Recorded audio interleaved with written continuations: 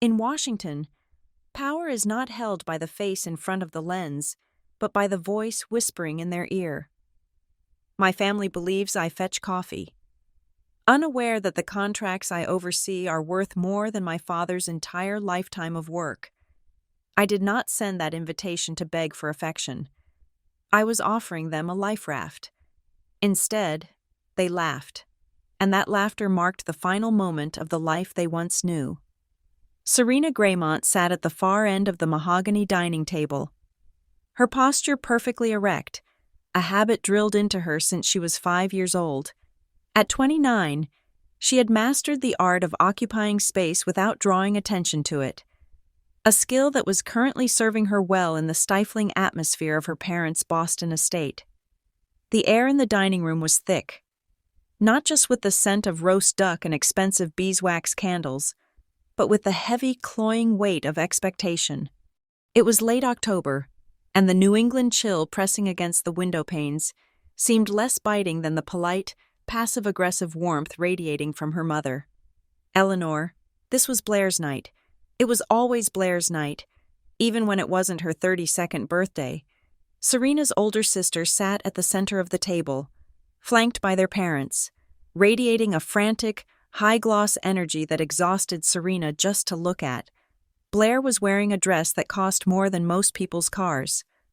A shimmering silver thing that caught the chandelier light every time she gestured, which was often. She was recounting, for the third time, the sale of a brownstone in Back Bay, inflating the difficulty of the closing with every retelling. Honestly, the market is absolutely savage right now, Blair said, taking a long sip of her wine. But you know me, Daddy, I don't let a little thing like a bidding war scare me off. I walked into that listing agent's office and told him flat out that my client was not moving past $3 million. I said, take it or we walk.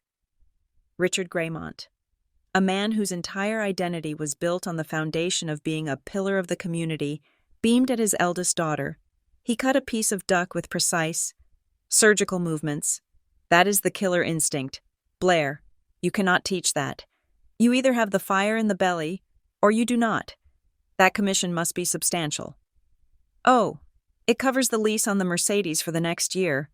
At least, Blair laughed, though Serena noticed the way her sister's fingers tightened around the stem of the wine glass. The knuckles were white, Serena knew, because she managed the family trust disbursements that Blair quietly requested every quarter, that the commission from the Back Bay sale had already been spent on credit card debt from the previous 3 months. Blair was drowning in the lifestyle she felt required to project, but mentioning that would be considered distinctively unrefined. Wonderful. Darling, Eleanor cooed, adjusting her pearl necklace. It is so important to have a career that puts you out in the world. People know the name Graymont because of you. Blair, you are visible. You are making an impact. Serena took a small bite of roasted potato, the flavor turning to ash in her mouth. She kept her eyes on her plate, hoping the conversation would flow over her like water over a stone. It did not. And how are things at wherever it is you are these days, Serena? Eleanor asked, her tone shifting from pride to a charitable, pitying curiosity. Viridian, was it?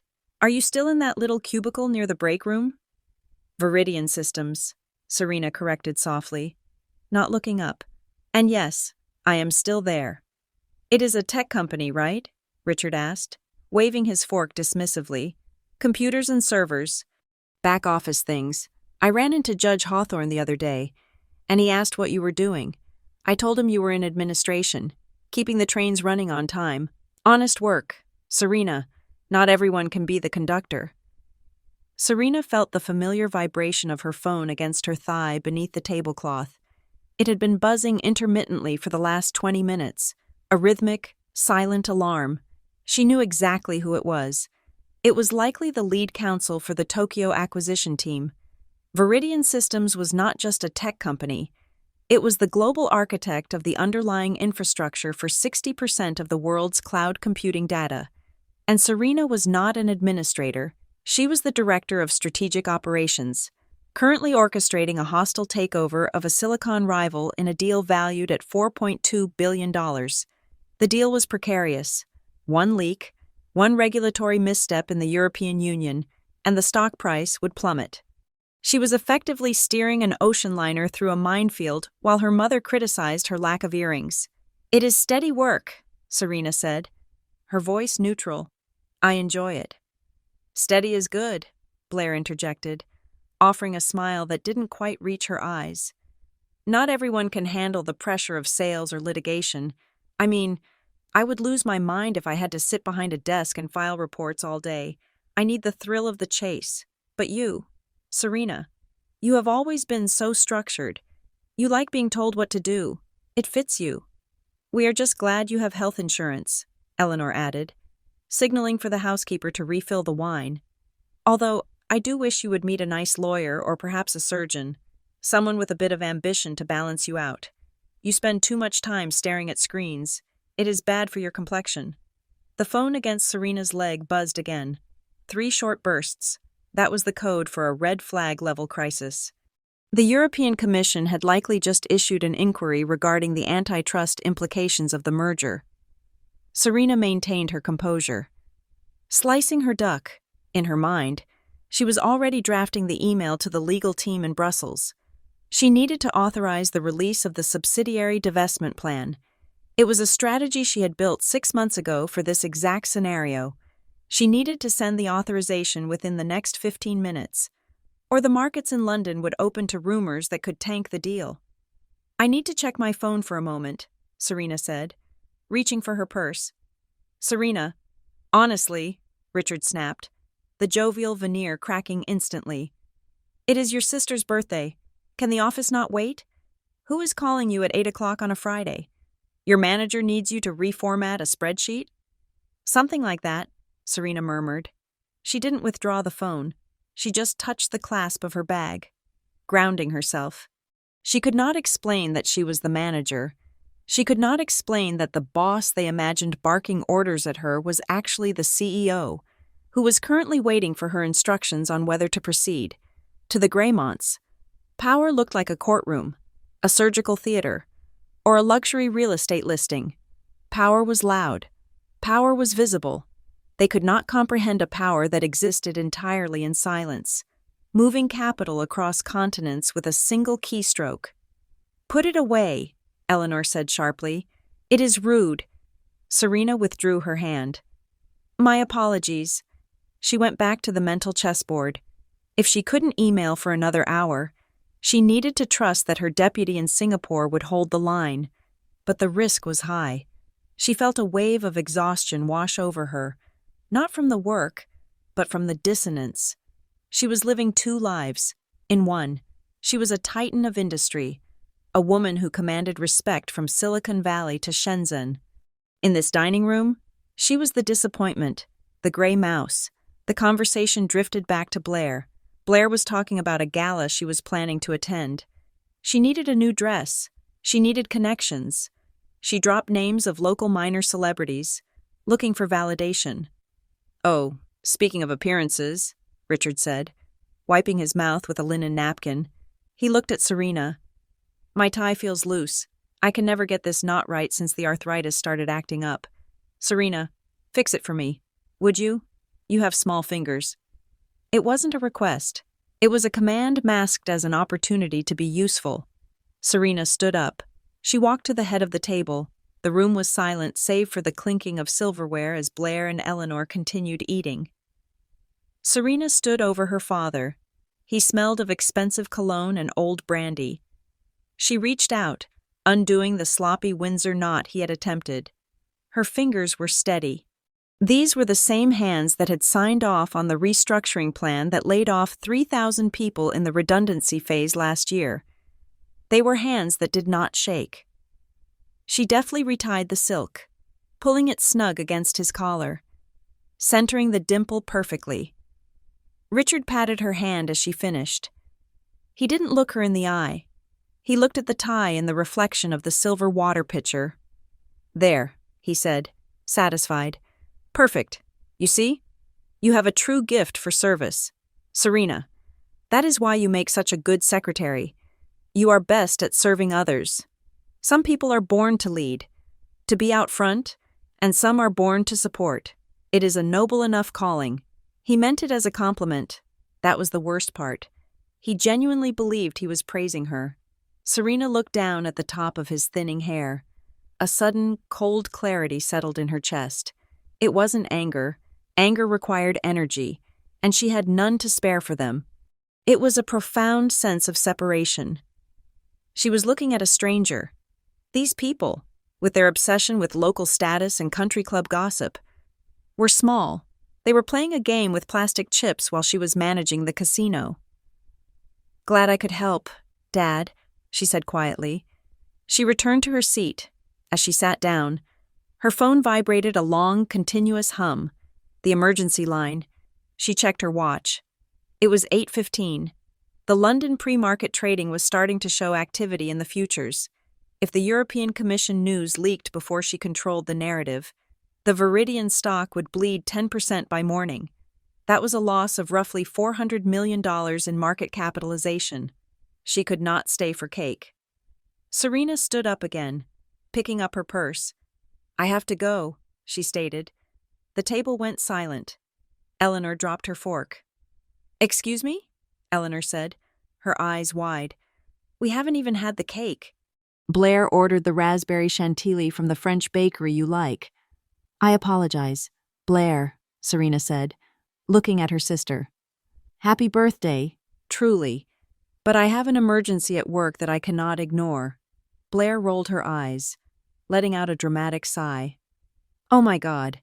Serena, seriously? You are going to leave my 30th birthday dinner because some middle manager is panicking about a deadline? Just tell them no. Have a backbone for once." "It is not a deadline I can miss," Serena said. Richard frowned, his face reddening. "This is absurd. You are letting them walk all over you. A secretary should not be on call 24 hours a day. It is labor abuse. I should call your boss myself and have a word with him." "Please do not do that," Serena said. Suppressing a dry laugh at the thought of her father trying to scold Marcus Thorne, the CEO of Viridian, who was currently pacing his office in Palo Alto, waiting for Serena's command. "I will handle it. It is my job." "It is a job, not a life." "Serena," Eleanor scolded. "We are family. This is what matters." "I know," Serena said, and she did know. That was the problem. She walked to the door, the heels of her shoes clicking sharply on the hardwood floor. "Well, go on then," Richard called out after her, waving a hand in disgust. "Go answer the phones for your boss. We will save you a slice of cake, if there is any left. Make sure you get that overtime pay," Blair shouted, laughing at her own joke. Serena did not look back. She stepped out of the dining room, through the foyer, and out the heavy oak front door into the biting October night. The silence of the outdoors was instant relief. The air was crisp and clean, smelling of fallen leaves and rain. Serena walked briskly to her car, a nondescript black sedan that she parked intentionally away from the light of the house so her parents wouldn't notice it wasn't the economy model they assumed she drove. She slid into the driver's seat and shut the door, sealing out the world of Greymont Manor. She pulled her phone from her bag. There were 12 missed messages and 3 missed calls. She tapped the icon for the encrypted voice line. "This is Greymont," she said, her voice dropping an octave, losing the soft, deferential tone she used with her family. It was replaced by the steel of a woman who moved markets. "I am on secure comms. Status report. Now. Serena. Thank God." The voice of Marcus Thorne crackled through the speakers. "The EU just flagged the liquidity provision. They are threatening to freeze the assets. Legal is panicking. They want to know if we pull the plug or double down." Serena started the engine. "We do not pull the plug. If we stop now, we trigger the breakup fee clause and lose $200 million for nothing. I am initiating the Protocol B contingency. Tell legal to draft a filing for the Irish courts, not Brussels. We bypass the primary commission by routing the liquidity through the Dublin subsidiary. I will authorize the transfer of the funds in 2 minutes." "Dublin?" Marcus paused. That is aggressive. Are you sure? I am sure, Serena said, pulling out of the driveway, the gravel crunching under her tires. She glanced in the rearview mirror at the warm, glowing windows of her parents' house. She could see the silhouettes of her family, likely toasting to Blair's mediocre success, pitying Serena for rushing off to be a subservient assistant. Do it, Marcus, she commanded, and tell the Tokyo team to wake up. I want them on a conference call in 20 minutes. I am driving back to the city. Understood, Marcus said. Good to have you back. Serena. I never left, she whispered to herself as she disconnected the call. She accelerated down the long, winding driveway, leaving the old world behind, driving fast toward the future she was building with her own 2 hands. A future where she served no one but herself. The headquarters of Viridian Systems did not look like an office building. It looked like a fortress constructed of obsidian and silence. Rising 70 stories above the financial district, while the rest of the city slept or partied, the top 10 floors of the Viridian Tower were ablaze with cold, white light. This was the nerve center of the global digital infrastructure, a place where the sun never truly set, because the markets it controlled never closed. Serena Graymont guided her sedan into the private underground garage, bypassing the main security checkpoint. The license plate scanner recognized her vehicle instantly, and the heavy steel gate retracted with a smooth, hydraulic hiss. She parked in the spot marked simply with the Roman numeral 2. Directly beside the spot marked 1, which belonged to Marcus Thorne. She killed the engine. For a brief second, she sat in the darkness of the garage, breathing in the scent of concrete and recirculated air. She visualized the dining room she had left an hour ago, the stifling warmth, the clinking silverware, the suffocating pity in her father's voice.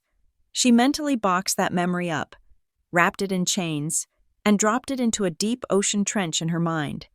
When she opened the car door, Serena Graymont's daughter was gone. In her place stood the chief of staff of Viridian Systems. She strode toward the private elevator bank.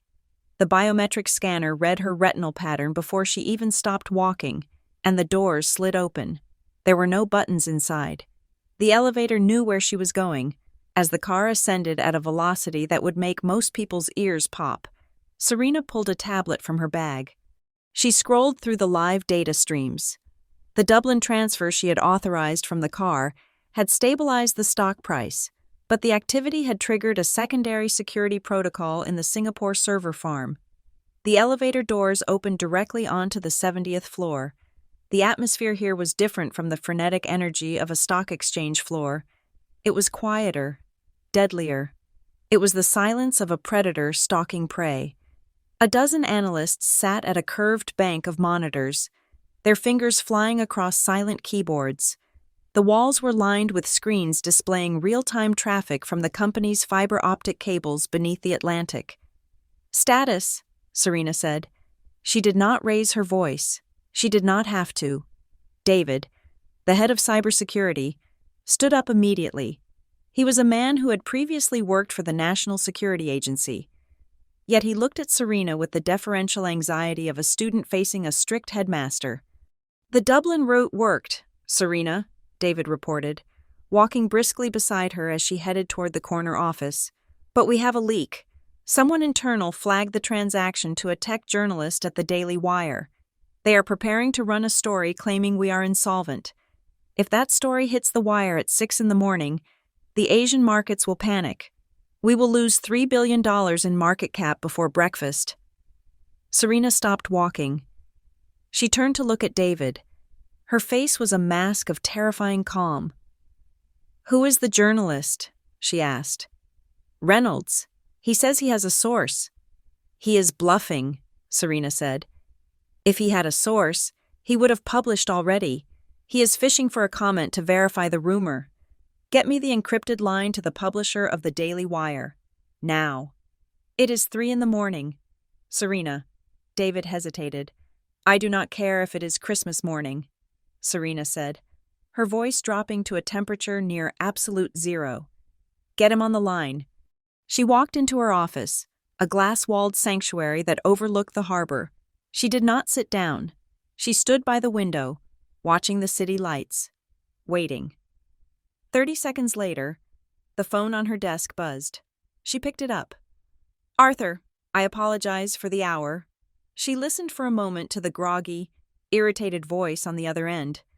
"Yes, I am sure you are tired," Serena interrupted smoothly. "But I thought you would want to know that your tech reporter, Reynolds, is about to run a story based on a fabricated tip regarding Viridian's liquidity. I am looking at the data packet now. It is a plant. Arthur, it was engineered by our competitors to drive the stock down so they can short it. If you run that story, you are not breaking news. You are participating in market manipulation. The Securities and Exchange Commission will be in your lobby by noon." She paused, letting the silence do the heavy lifting. "I am holding the forensic proof of the plant," she lied. There was no proof, only her intuition and the sheer force of her will. "I can send it to your legal team, or I can send it to the Federal Bureau of Investigation, but Reynolds needs to kill the story. Now." She listened for 5 seconds. "Thank you. Arthur, go back to sleep." She hung up and looked at David, who was standing in the doorway. "The story is dead. Now, find the leak in Singapore. I want the employees' access revoked and their badge deactivated within 10 minutes. Do not fire them yet. Isolate them. We will deal with the legal ramifications later." David nodded, looking relieved. "Understood." Serena turned her attention to the double doors connecting her office to the CEO's suite. They opened before she could reach them. Marcus Thorne stood there. He was in his shirt sleeves, his tie undone, looking like a man who had been awake for 3 days. He was the visionary, the charismatic leader who graced the covers of Forbes and Fortune. He could sell a vision of the future to a room full of skeptics, but when it came to the brutal, bloody mechanics of keeping the empire running, he was helpless without her. "Is it handled?" Marcus asked, rubbing his temples. "The story is killed," Serena said, walking past him into his office to pour 2 glasses of sparkling water from the bar. "The Dublin assets are secure. We are solvent. The acquisition proceeds as scheduled." Marcus collapsed onto his leather sofa, letting out a long, shuddering breath. "I do not know how you do it. Serena, I was ready to draft a bankruptcy statement." "That is why you pay me," Serena said, handing him the water. "You dream, Marcus. I build the foundation so the castle does not sink into the swamp." Marcus took the glass, looking up at her with a mixture of awe and dependency. "You are more than that. You are the brain of this entire operation. I am just the mouth." He sat up straighter, reaching for a heavy velvet envelope on the coffee table. "This came for you via courier this morning. It was addressed to my attention. Strictly confidential." Serena recognized the seal on the wax, a stylized globe held by a titan. "The Atlas Award," she whispered. "Top Strategic Operator of the Year," Marcus said, a genuine smile breaking through his exhaustion. "There are maybe 5 people in the world who even know this award exists, and they are the 5 people who actually run the global economy. It is the highest honor in our shadow industry. Serena, you won, unanimously." Serena took the envelope. She felt a strange, cold weight in her stomach. It was validation. It was the acknowledgement of every sleepless night, every ruthless decision, every fire she had walked through without getting burned. "The ceremony is next Saturday in Zurich," Marcus continued. "Private jet, black tie, no press, just the elite. You should take someone.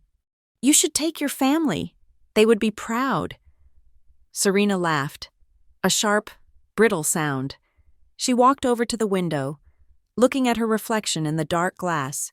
She saw the severe cut of her blazer, the sharp line of her jaw, the eyes that had seen things that would make her father's country club friends weep in terror. "My family thinks I am a secretary, Marcus," she said. "So tell them," Marcus urged. "Tell them you are the chief of staff of a $100 billion company. Tell them you just saved the European market from a meltdown while they were eating cake." "I cannot," Serena said. "Why?" Serena turned back to him. "Because of the kidnapping protocols. Marcus, You know the risk profile. If I become a public figure, if my name is attached to the encryption keys we hold, my family becomes a target. They are leverage. Right now, nobody looks twice at Richard and Eleanor Graymont because their daughter is just a low-level administrator. Their ignorance is their armor. The door to the office opened again. It was a new vice president of marketing, a young man named Jason who had been hired from a flashy social media startup. He stopped, surprised to see Serena standing there with the CEO at 4 a.m. "Oh, sorry," Jason said. "I didn't realize Serena, right? I was actually looking for you earlier. I was trying to tag the leadership team in a LinkedIn post about the Q4 projections, but I couldn't find your profile. You are a ghost. You really should build your personal brand. It is good for networking." Serena looked at Jason. He was wearing trendy sneakers with his suit. He had no idea that the woman standing in front of him could dissolve his department with a single email. "I value my privacy, Jason," Serena said. "Sure, but no LinkedIn? In 2026? Jason chuckled. "It is a bit paranoid, isn't it? I mean, what are you hiding?" "Security," Serena said. "And it is not paranoia if they are actually listening." Jason blinked, unsure if she was joking. He looked to Marcus for a cue. "Listen to her, Jason," Marcus said, his voice hard. "And never ask her about her social media presence again. In fact, forget you saw her in this office. If anyone asks, she was here refilling my water pitcher. Is that clear?" "Crystal," Jason stammered, backing out of the room. When the door clicked shut, Serena sighed. She looked down at the velvet envelope in her hand, the Atlas Award. It was the pinnacle of her career, and she would have to accept it alone. "You should still go," Marcus said gently. "Even if you go alone, you deserve the applause. Serena, even if it is in a sealed room." "I will think about it," she said.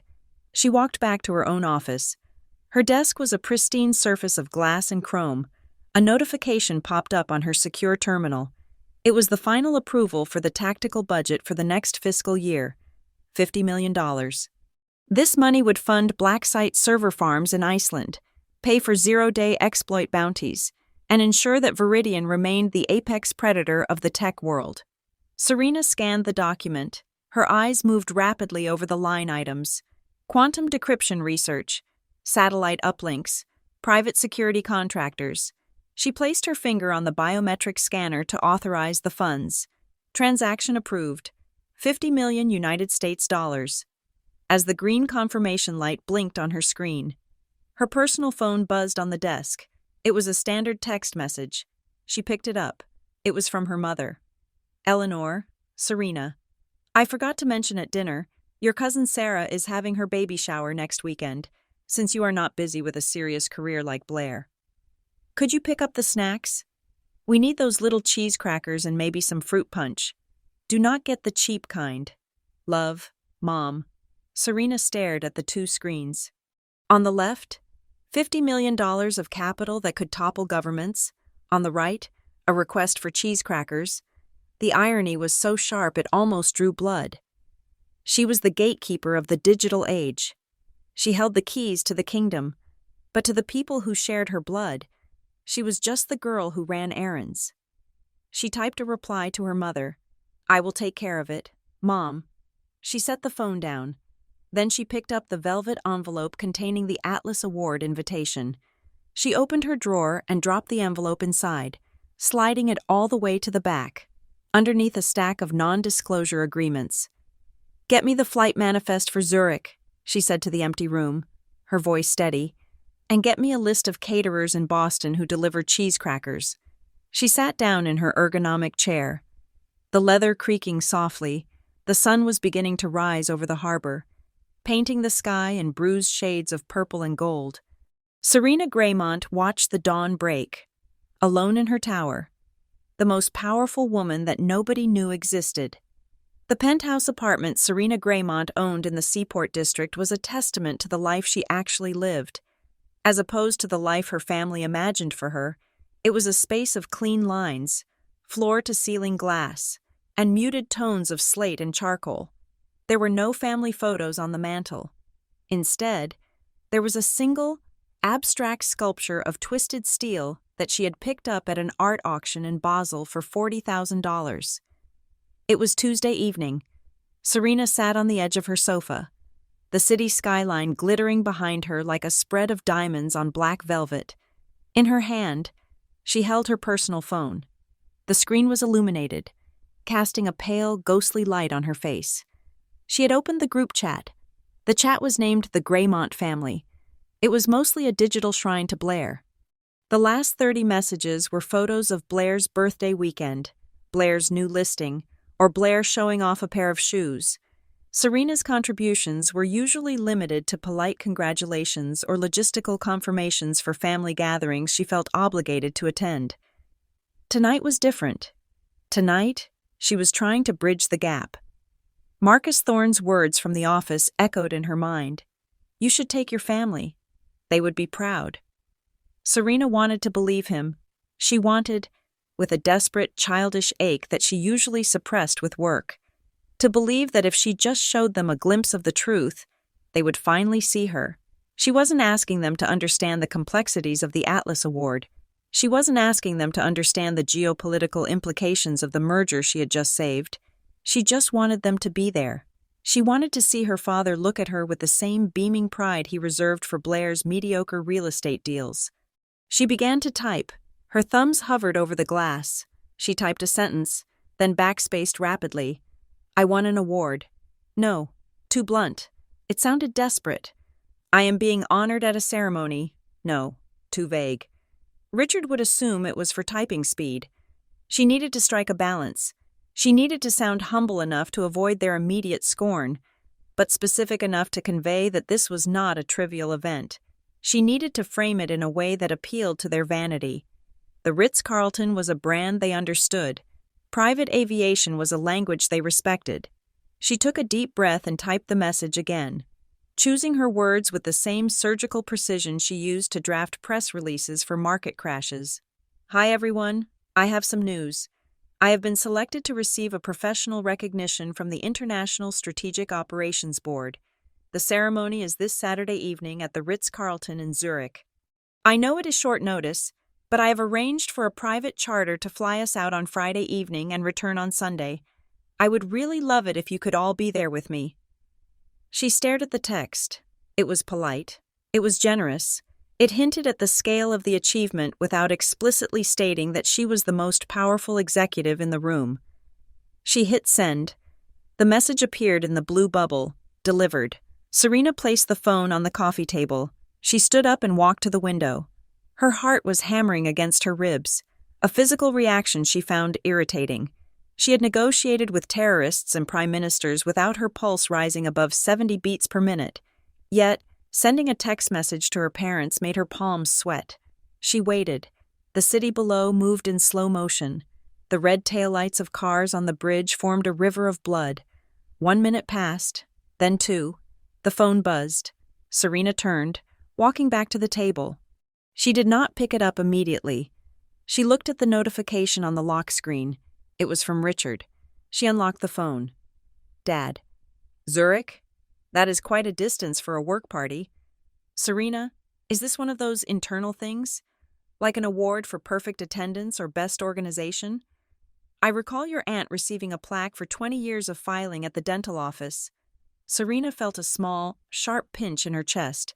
She had expected skepticism, but the comparison to her aunt's filing career was a precise, calculated reduction of her worth. She typed a reply. Keeping her fingers steady, "It is an industry award. Dad, it is a bit more formal than an office party. It would mean a lot to have you there." 3 dots appeared. Blair was typing. "Blair, a private charter? Since when do you have that kind of money? Did you win the lottery, or is the company paying for everyone in admin to go? Sounds suspicious. I hope you are not getting scammed." Serena closed her eyes for a second. Even when she offered them a private jet, they could only interpret it through the lens of her supposed inferiority. To them, she was incapable of earning luxury. It had to be a mistake or a handout. "The company is covering the transport," Serena replied, which was technically true, as she was the one who approved the company's transport budget. Then, the bubble for her mother. Eleanor appeared. This was the one that mattered. Eleanor was the social arbiter of the family. If Eleanor decided an event was worthy, Richard and Blair would follow. If Eleanor decided it was beneath them, it did not exist. Serena watched the gray dots pulse.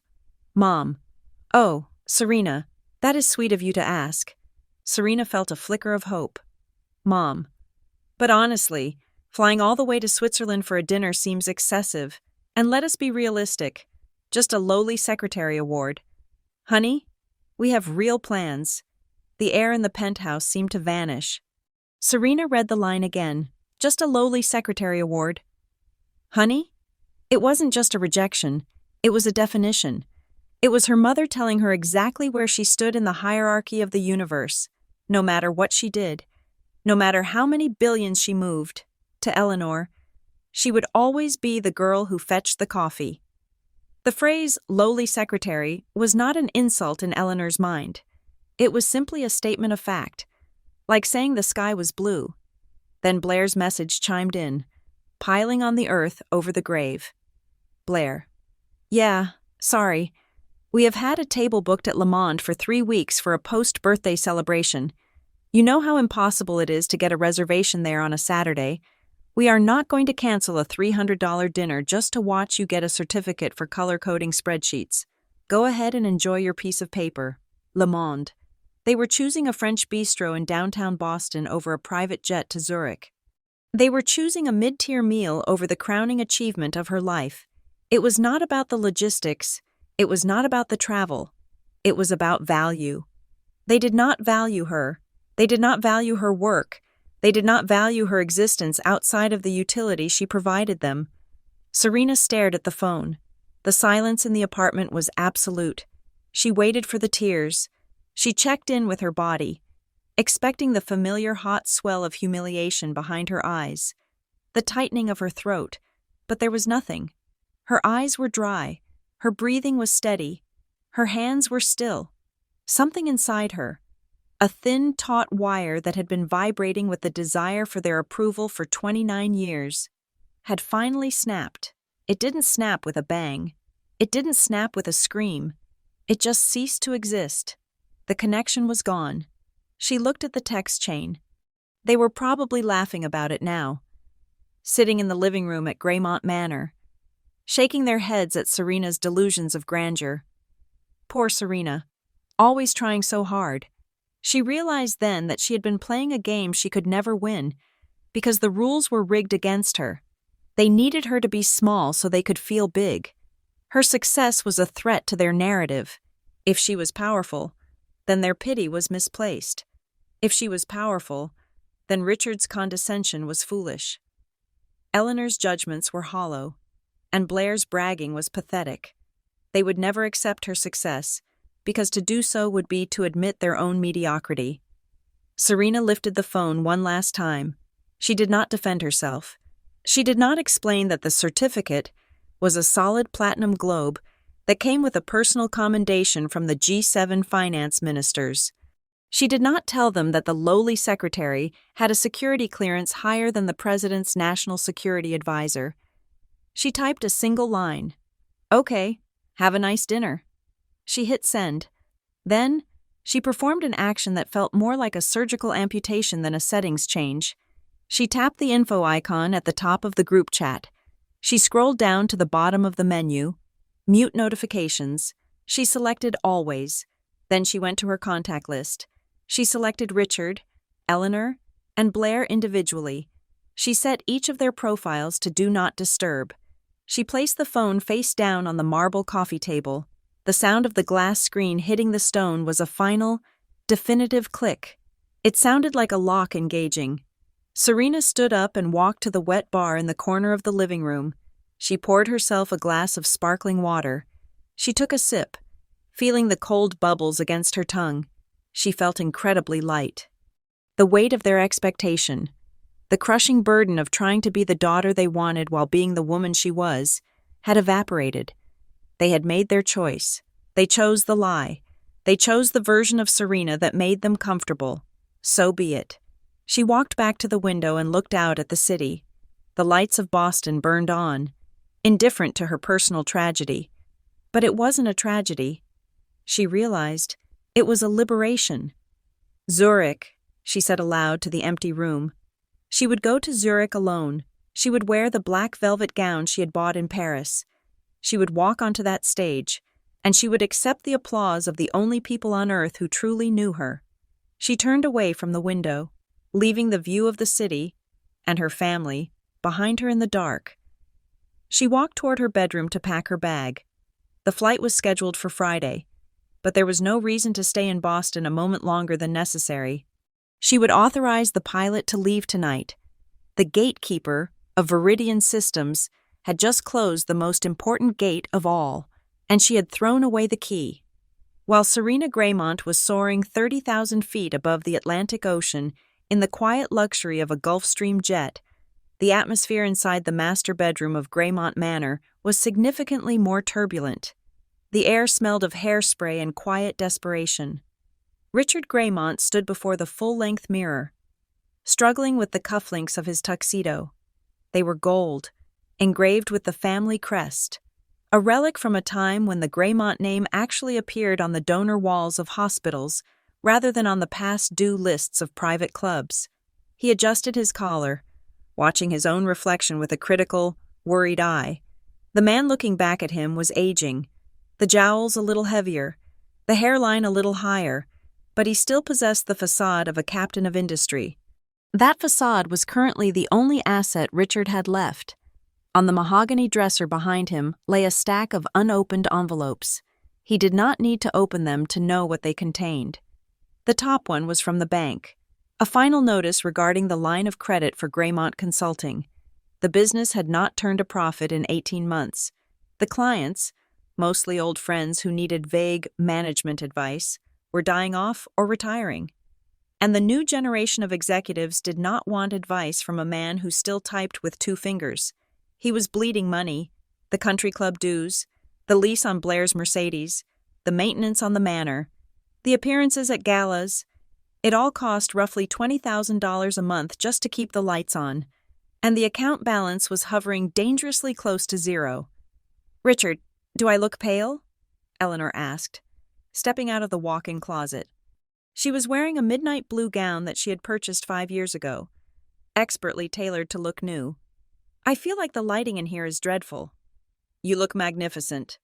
"Eleanor," Richard said mechanically. He finally managed to snap the cufflink into place. "We need to look our best tonight. This is not just a dinner. It is a tactical operation." "I still feel a little guilty about Serena," Eleanor murmured, applying a fresh coat of lipstick. Sending that text message about the restaurant reservation felt abrupt. But really, what does she expect? We cannot just drop everything to fly to Europe for a certificate ceremony. It is irrational. "Serena is fine," Richard snapped, his patience fraying. "She is in her element. She loves structure. She loves validation.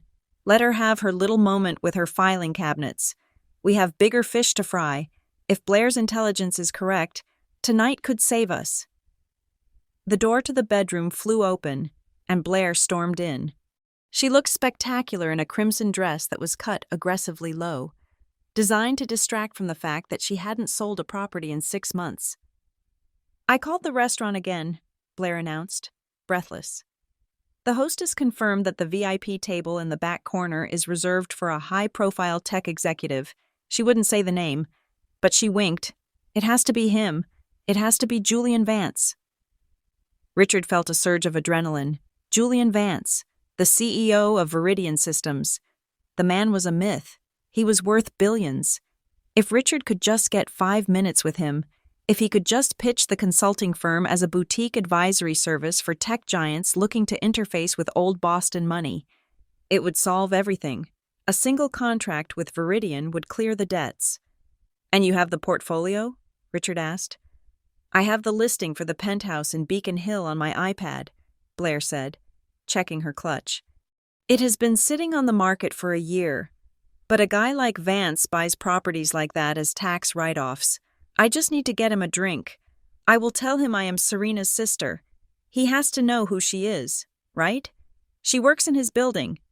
She is a secretary, Blair, Eleanor corrected gently. He probably doesn't know her name.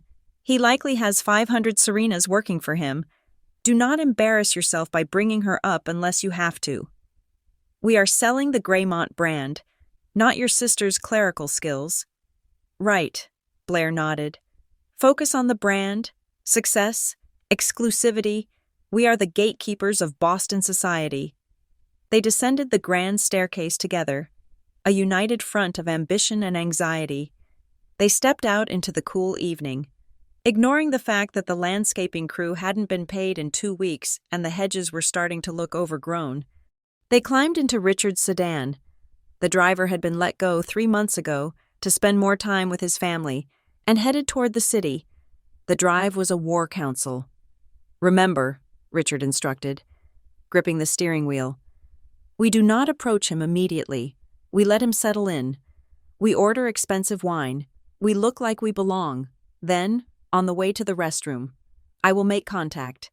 I will mention that I'm looking for strategic partners for a new venture.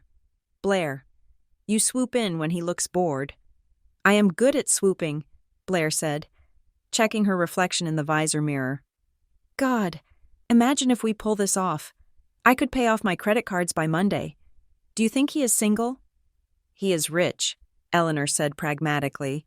That is the only marital status that matters. They laughed. It was a nervous, jagged sound. They were hunters who had forgotten how to hunt, armed with dull spears, convincing themselves they were about to take down a mammoth. Le Monde was the kind of restaurant where the menu did not list prices, and the lighting was dim enough to hide cosmetic surgery scars. It was the epicenter of Boston's old guard. When the Graymonts walked in, Richard threw his shoulders back, projecting an air of casual dominance, the maitre d'. A Frenchman named Pierre, who knew exactly how much credit every family in the room had remaining, greeted them with a thin, professional smile. Monsieur Graymont, Pierre said, your usual table? Actually, Pierre, Richard lowered his voice, slipping a $50 bill into the man's hand, a painful expense, but necessary. We were hoping for something a bit more central tonight, perhaps near the private alcove in the back. Pierre looked at the money, then at Richard. The bill disappeared into a pocket. Of course, right this way. They were seated at a table that offered a direct line of sight to the secluded booth in the corner. The booth was currently empty, but a reserved sign sat on the pristine white tablecloth like a beacon of hope. He is not here yet, Blair whispered, unfolding her napkin. That is good. We are early. The powerful are always late. Order the lobster, Richard commanded, and a bottle of the Bordeaux, the $200 one. We need to look liquid. As they settled in, Eleanor scanned the room. This was her battlefield. She spotted a familiar face at a table near the window. Mrs. Halloway, the wife of a prominent heart surgeon. Eleanor's spine stiffened. She waved, a delicate flutter of fingers. Mrs. Halloway stood up and walked over, her diamonds catching the candlelight. Eleanor! Richard! Mrs. Halloway gushed. I haven't seen you since the charity gala. You look wonderful. And Blair, stunning as always. Where is the other one? The quiet one? Serena? Eleanor smiled, a practiced expression of maternal tolerance. Oh, you know Serena. She is working, always working. Still at that computer company? Mrs. Halloway asked. My son is in tech. You know, he just launched a startup in Austin. It is very chaotic. I keep telling him to find something stable. That is exactly what Serena has, Eleanor said, leaning in as if sharing a confidence. Stability. She is very happy there. She is basically a glorified assistant, keeps the files in order, answers the phones. It is not glamorous like what Blair does. But honestly, it suits her. Serena has always been a bit simple in her ambitions. We are just glad she has a steady paycheck.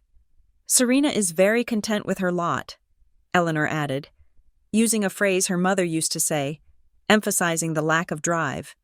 She knows her place. Not everyone can be a star. Well, it is good to have one child who stays out of trouble, Mrs. Halloway laughed. So, what brings you out tonight? Celebrating? Business, Richard interjected smoothly. We are meeting with a potential investor. A very high-level discussion regarding the expansion of my firm. We are expecting Julian Vance. He dropped the name like a heavy stone. Waiting for the ripples. Mrs. Holloway's eyes widened. The Viridian man?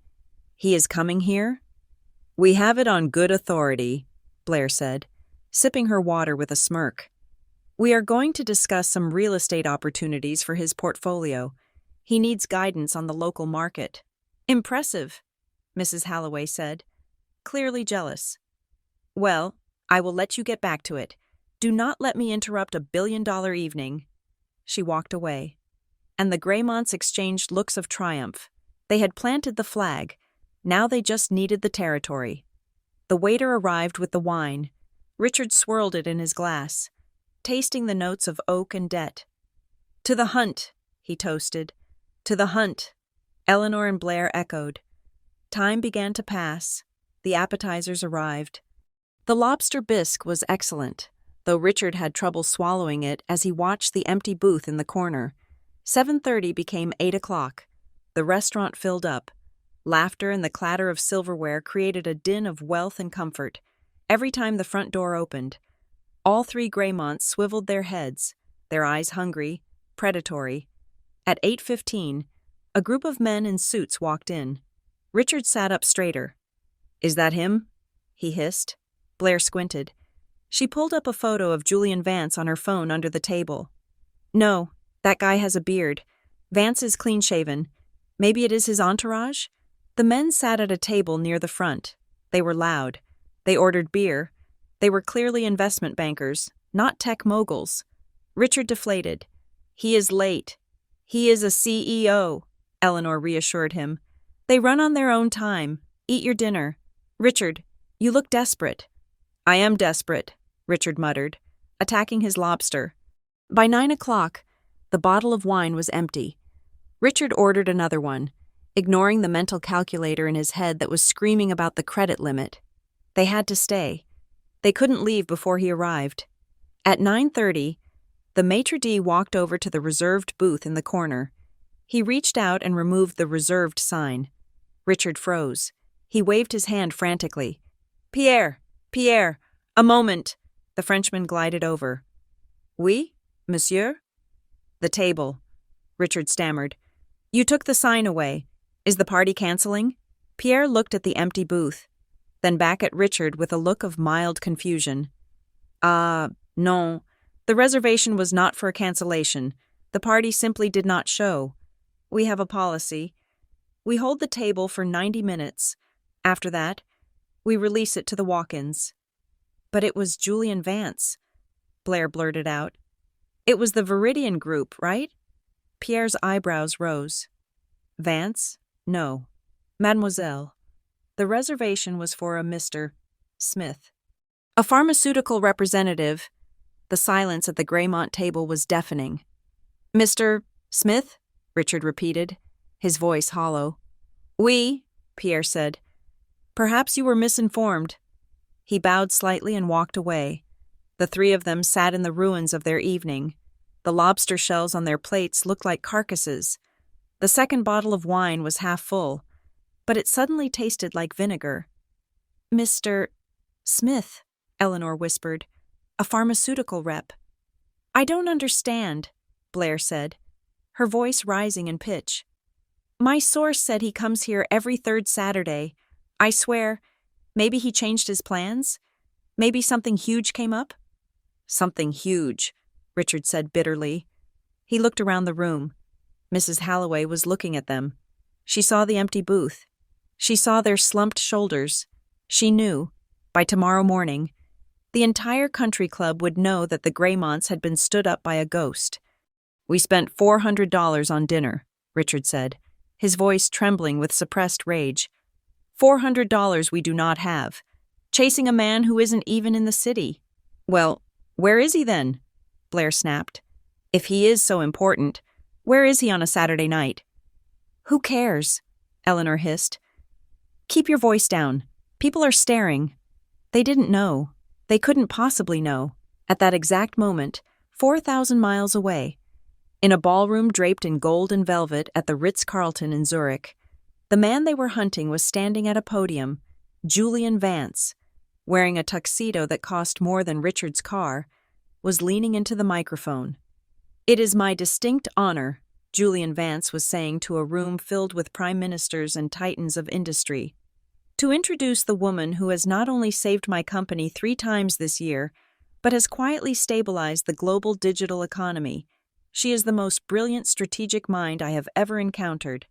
Ladies and gentlemen, the winner of the Atlas Award, Ms. Serena Graymont." Back in Boston, Eleanor signaled for the check. "Well," she sighed, wrapping her shawl around her shoulders, "at least we didn't waste our time going to Switzerland. Can you imagine how boring that would have been? Watching Serena shake hands with a bunch of middle managers?" "True," Blair said, pulling out her compact mirror to check her makeup. "We probably had a better meal than she did. I bet they are serving rubber chicken over there." "Let's just go home," Richard said, staring at the credit card in his hand, praying it would be approved. "I have a headache." The waiter took the card. The machine whirred.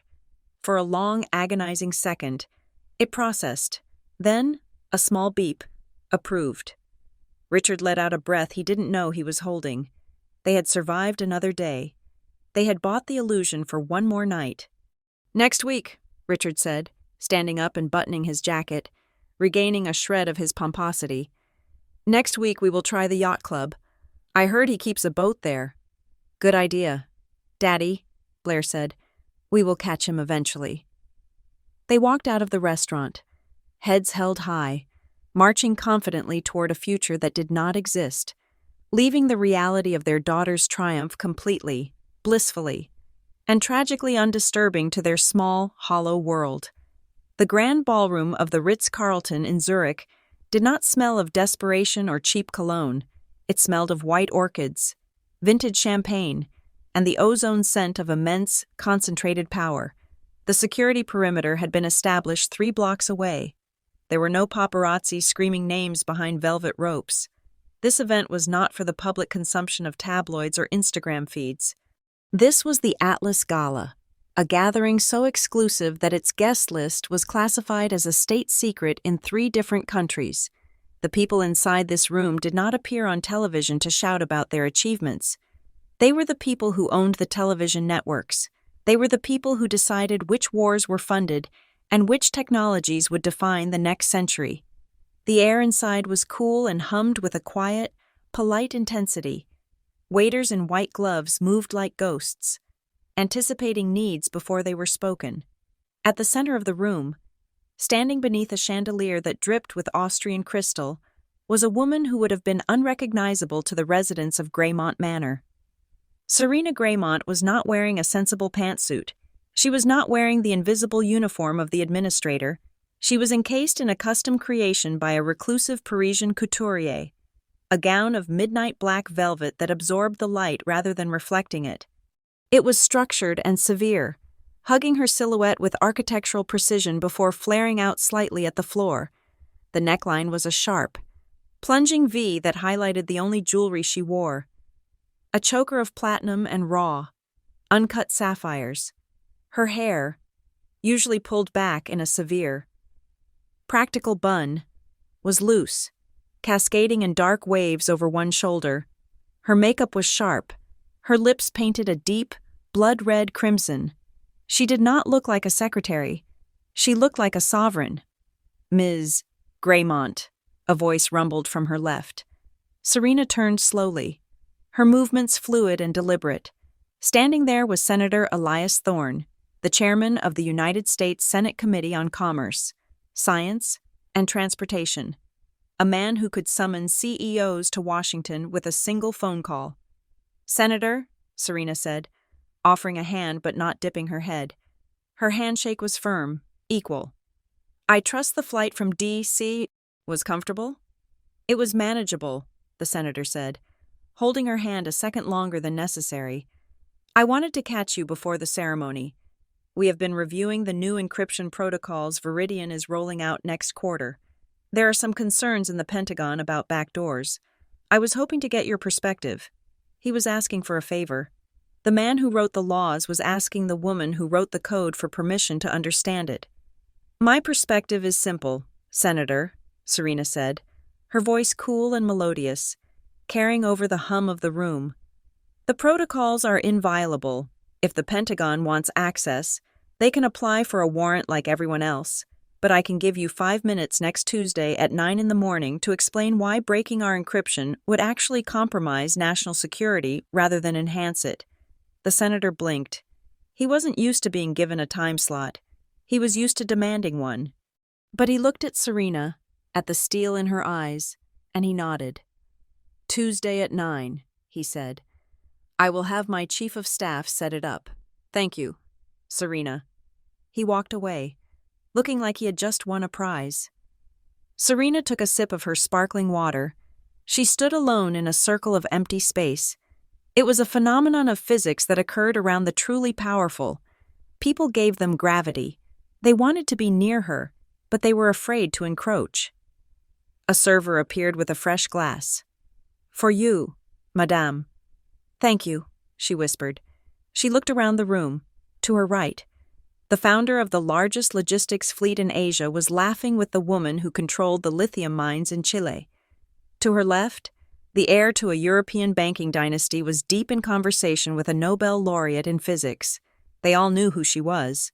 They nodded as they made eye contact, a respectful tilt of the chin, an acknowledgement of a peer. Yet, in this room of 300 people who controlled half the world's wealth, Serena felt a familiar, hollow ache in the center of her chest. It was a cold draft in a warm house.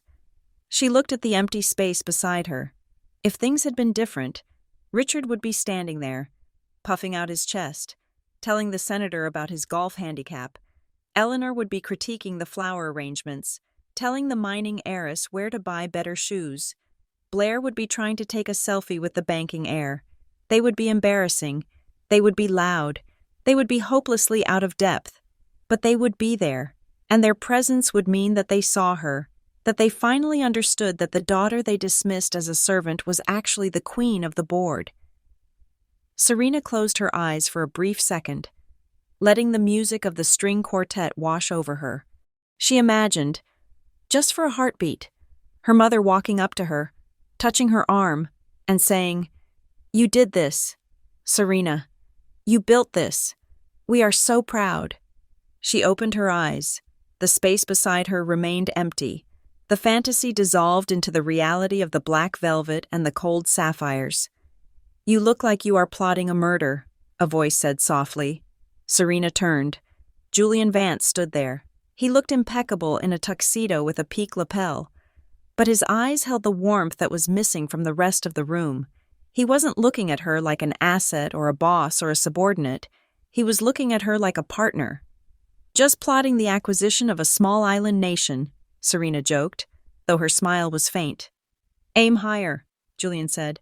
Stepping closer, he offered her his arm. "It is time. Serena, the ceremony is starting." She looked at his arm. Then she looked at his face. "Are you nervous?" he asked. "No," Serena said. "I am just observing." "They are not here, are they?" Julian asked quietly. He didn't need to specify who they were. "No," Serena said. "They had a dinner reservation. At Le Monde." Julian let out a short, incredulous breath. "They chose a bistro over history." "They chose what they understand," Serena corrected. "This." She gestured to the room, to the gold leaf ceiling and the silent power. "This is a language they do not speak. It would only frighten them." "Well," Julian said, his voice firm, "then let us speak it for them." He led her through the crowd. The sea of tuxedos and gowns parted as they walked toward the stage. The room fell silent. It wasn't the silence of awkwardness. It was the silence of anticipation. All eyes were on her. They reached the front table, the one directly center stage. Julian pulled out her chair. The lights in the ballroom dimmed, leaving only the stage illuminated in a stark, dramatic white spotlight. A man walked to the podium. It was Sir Alistair Graham, the former governor of the Bank of England. He adjusted his glasses and looked out at the audience. "Ladies and gentlemen," Sir Alistair began, his voice rich and authoritative. "We live in a world of noise.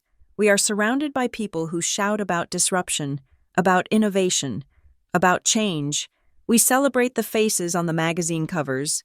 We applaud the loud ones." He paused, looking down at the index cards in his hand. "But the world is not held together by the loud ones. The global economy is a fragile, complex machine. It is held together by the silent architects, the operators, the people who stand in the shadows and hold up the sky so the rest of us can breathe." Serena sat perfectly still, her hands folded in her lap. "Tonight," Sir Alistair continued, "we honor the Atlas, the one who carries the weight. The recipient of this year's award is a woman whose name you will not find on a billboard. You will not find her on social media. But make no mistake, if she were to take a day off, the supply chains of North America would grind to a halt within 12 hours. A murmur of agreement rippled through the room. She orchestrated the seamless merger of Viridian and Kaitos systems, preserving 30,000 jobs. She identified and neutralized a sovereign debt crisis in the Eurozone before the markets even opened. She has saved 3 major technology firms from bankruptcy in the last fiscal year alone, not with public bailouts, but with strategic precision. Sir Alistair looked directly at Serena. "She is the steel in the spine of our industry. It is my profound honor to present the Atlas Award for Strategic Excellence to Ms. Serena Graymont." The applause was instant and thunderous. It was not polite clapping. It was a roar. The people in this room knew exactly what she had done. They knew how hard the job was. They were clapping out of genuine respect. Julian Vance stood up and applauded, looking down at her with a beaming smile. Serena stood up. The spotlight swung to find her. For a moment, she was blinded. The world was nothing but white light and the sound of crashing waves of approval. She walked up the stairs to the stage. Her gown trailed behind her like a shadow. She moved with a slow, regal cadence. She took the heavy crystal globe from Sir Alistair's hands. It was cold and dense, heavier than it looked. She turned to face the audience. From the stage, the ballroom was a sea of darkness, punctured by the glowing faces of the elite. She looked at the front row. She saw the senator. She saw the billionaire. She saw Julian. She looked for the faces that weren't there. She looked for the approval of a father who thought she was a secretary. She looked for the pride of a mother who thought she was plain. She looked for the envy of a sister who thought she was boring. They were not there. And in that moment of absolute silence, as the applause died down and the microphone waited for her voice, Serena felt something shift. For years, she had carried their absence like a wound. She had carried their judgment like a heavy stone in her pocket, dragging her down, making her feel small even when she was standing tall. But standing here, holding the weight of the world in her hands, she realized the stone was gone. She didn't miss them. She didn't wish they were here to see this, because if they were here, they would ruin it. Richard would be loud. Eleanor would be critical. Blair would make it about herself. Their smallness would infect this greatness. She was not alone because they were missing. She was free because they were gone. A profound, cool sense of relief washed over her. It was lighter than air. It was the feeling of finally setting down a burden she hadn't realized she was carrying. She leaned into the microphone. Her voice was steady, magnified by the speakers, filling every corner of the room. "Thank you," she said. She paused, letting the words settle. "When I began my career, I was told that my greatest virtue was my ability to serve others. I was told that my place was in the background, that I was designed to support, not to lead." She looked out into the darkness, her eyes glittering. "I spent a long time trying to prove those voices wrong. I worked twice as hard to be seen. I fought for a seat at the table." She gripped the podium. "But tonight, I realized that those voices were the greatest gift I was ever given, because they did not believe in me. I had to learn to believe in myself, because they did not help me. I had to learn to build my own foundation, because they left me in the shadows. I learned how to see in the dark." A pin could have dropped in the room and sounded like a cannon. I accept this award not for the people who supported me, Serena said, her voice dropping to a whisper that commanded absolute attention, but for the people who underestimated me. You taught me that I do not need anyone's permission to be powerful. I stand here on my own 2 feet, and that is enough. She stepped back. For a second, there was silence. The audience was processing the raw, stripped-down truth of her words. Then, Julian Vance stood up, then the senator. Then the entire room rose as one. The standing ovation was louder than before. It was a physical force. Serena stood on the stage, bathed in the light, holding her trophy. She did not smile. She just watched them. She was the queen of the void. She was the gatekeeper, and she was finally, completely, gloriously alone. The candle at the center of the Greymont's table flickered, struggling to maintain its dignity amidst the encroaching gloom of a dinner that had gone on for 3 hours too long. The restaurant, Le Monde, was a sanctuary of understated elegance. The walls were paneled in dark oak, the linens were crisp white, and the patrons spoke in hushed, confident tones that suggested old money and secure trust funds in the middle of this refined atmosphere. The Greymont family sat like a neon sign in a library. They were, by a significant margin, the most overdressed people in the room. Blair was wearing a sequined crimson dress that caught the light with the subtle grace of a disco ball. Every time she shifted in her seat to scan the room for Julian Vance, she sent fractured beams of red light dancing across the faces of diners trying to enjoy their consommé. Eleanor wore a midnight blue gown with a neckline that was perhaps ambitious for the lighting, and Richard was strangled by a tuxedo bow tie that seemed to be actively fighting a war against his trachea. They looked like extras from a soap opera who had wandered onto the set of a historical drama. "He is testing us," Blair declared, stabbing a piece of lobster with unnecessary violence. "That is what billionaires do. They make you wait. It is a power move. If we leave now, we fail the test.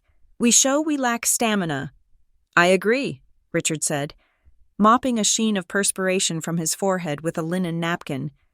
"Vance is probably watching us right now from a private feed, assessing our patience. We must remain vigilant."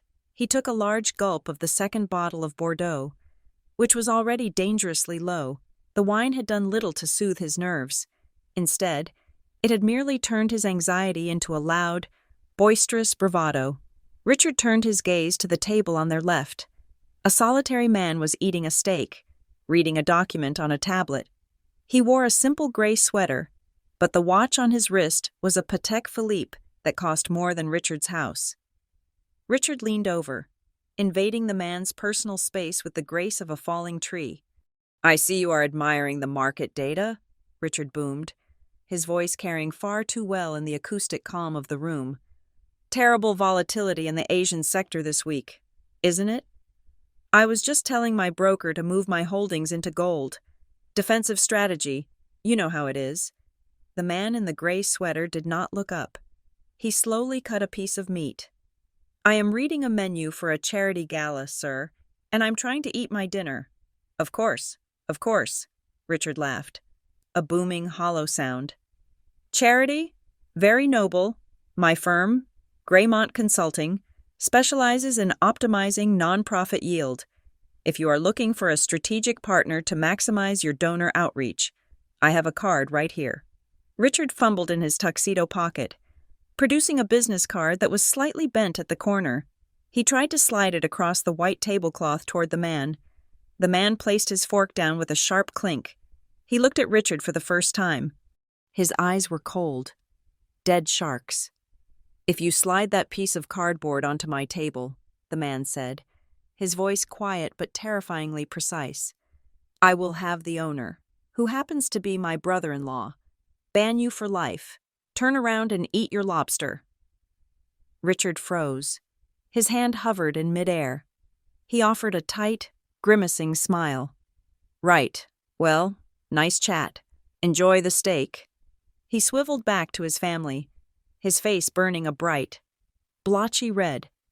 "Rude," Richard muttered to Eleanor. "New money, no manners, probably made his fortune in crypto." He wouldn't understand high-level strategy anyway. Ignore him. Richard, Eleanor sniffed, adjusting her pearls. We are here for Julian Vance, not some nobody in a sweater. Focus on the prize, Blair. Meanwhile, had lost interest in the physical reality of the restaurant and had retreated into the digital one. She held her phone up, tilting her head to the side, sucking in her cheeks to accentuate her cheekbones. Mom, move your wine glass closer to mine, Blair commanded. I need it to look crowded. Dad, look serious. Look like you are contemplating a merger. Richard furrowed his brow, looking less like he was contemplating a merger and more like he was suffering from indigestion. Click, click, click. Blair scrutinized the photos. She selected one where the candlelight softened the desperation in their eyes. She opened her social media app and began typing furiously. Location: Le Monde. VIP section. Caption: Power dinner with the leaders of the new economy. Big things are coming for the Greymont dynasty. When you operate at this level, sleep is optional. Hustle luxury, boss babe Greymont legacy. She tagged Richard, Eleanor, and 5 different real estate hashtags. Then she hit post. There, Blair said, satisfied. Perception is reality. By tomorrow morning, everyone in my contact list will think we closed a deal tonight. Lovely, darling, Eleanor said, pulling out her own phone to like the post immediately. Oh, look at that lighting. You look fierce. Eleanor scrolled through the comments section, which was currently empty, and decided to add the first one herself. So proud of my visionary family. She looked up at Blair. You know, it is a blessing Serena is not here. Can you imagine? God, Blair groaned. She would be sitting here in some awful beige pantsuit, asking if the sparkling water was included in the prix-fixe menu. She has zero vibe. She would spoil the aesthetic, Eleanor agreed, taking a sip of wine. She is so clerical. She has that smell of toner ink and despair. If Julian Vance actually walked in and saw us sitting with her, he would think we brought our accountant. It would be social suicide. She is happy being small, Richard chimed in, cutting a piece of cheese. Some people are born to fly eagles, and some are born to clean the cage. Serena is a cage cleaner. It is honest work, but you do not bring the janitor to the boardroom. They all laughed. It was a cruel, bonding laughter, the kind that reinforced their own fragile sense of superiority by standing on the neck of the one person who wasn't there to defend herself. The laughter died down as a shadow fell across their table. It was Pierre, the maitre d'. He held a small leather folder in his hand. The bill. Excuse me, monsieur, Pierre said, his face a mask of professional indifference. We are closing the kitchen shortly. Would there be anything else? Or shall I process the check? We will take the check, Richard said grandly, waving a hand. And add a 20% tip. We take care of our service staff. He reached into his jacket and pulled out his primary credit card, the platinum one that he had maxed out 3 weeks ago buying the tuxedo and the deposit for the car lease. He placed it in the folder with a flourish. Pierre took the folder and walked to the service station just a few feet away. The Greymonts waited. Silence descended on the table again. This was the part of the evening Richard hated the most, the roulette wheel of modern banking. He watched Pierre insert the card. He watched Pierre tap the screen. He watched Pierre frown. Pierre tried the card again. He wiped the chip on his apron. He inserted it a 3rd time. Then, Pierre turned and walked back to the table. He did not look happy. He held the folder with 2 fingers, as if it were contaminated. Monsieur, Pierre said, his voice dropping to a whisper that was somehow louder than a shout. The card has been declined. Richard felt the blood drain from his face. That is impossible. It is a platinum card. There is no limit. The machine says, issuer rejected, Pierre said flatly. Do you have another form of payment? Eleanor gasped softly, clutching her purse. Blair looked away, suddenly finding the wallpaper incredibly interesting. It must be a fraud alert, Richard stammered, his hands shaking as he reached for his wallet. I moved some large assets around this morning. The bank is being overprotective. Typical bureaucratic nonsense.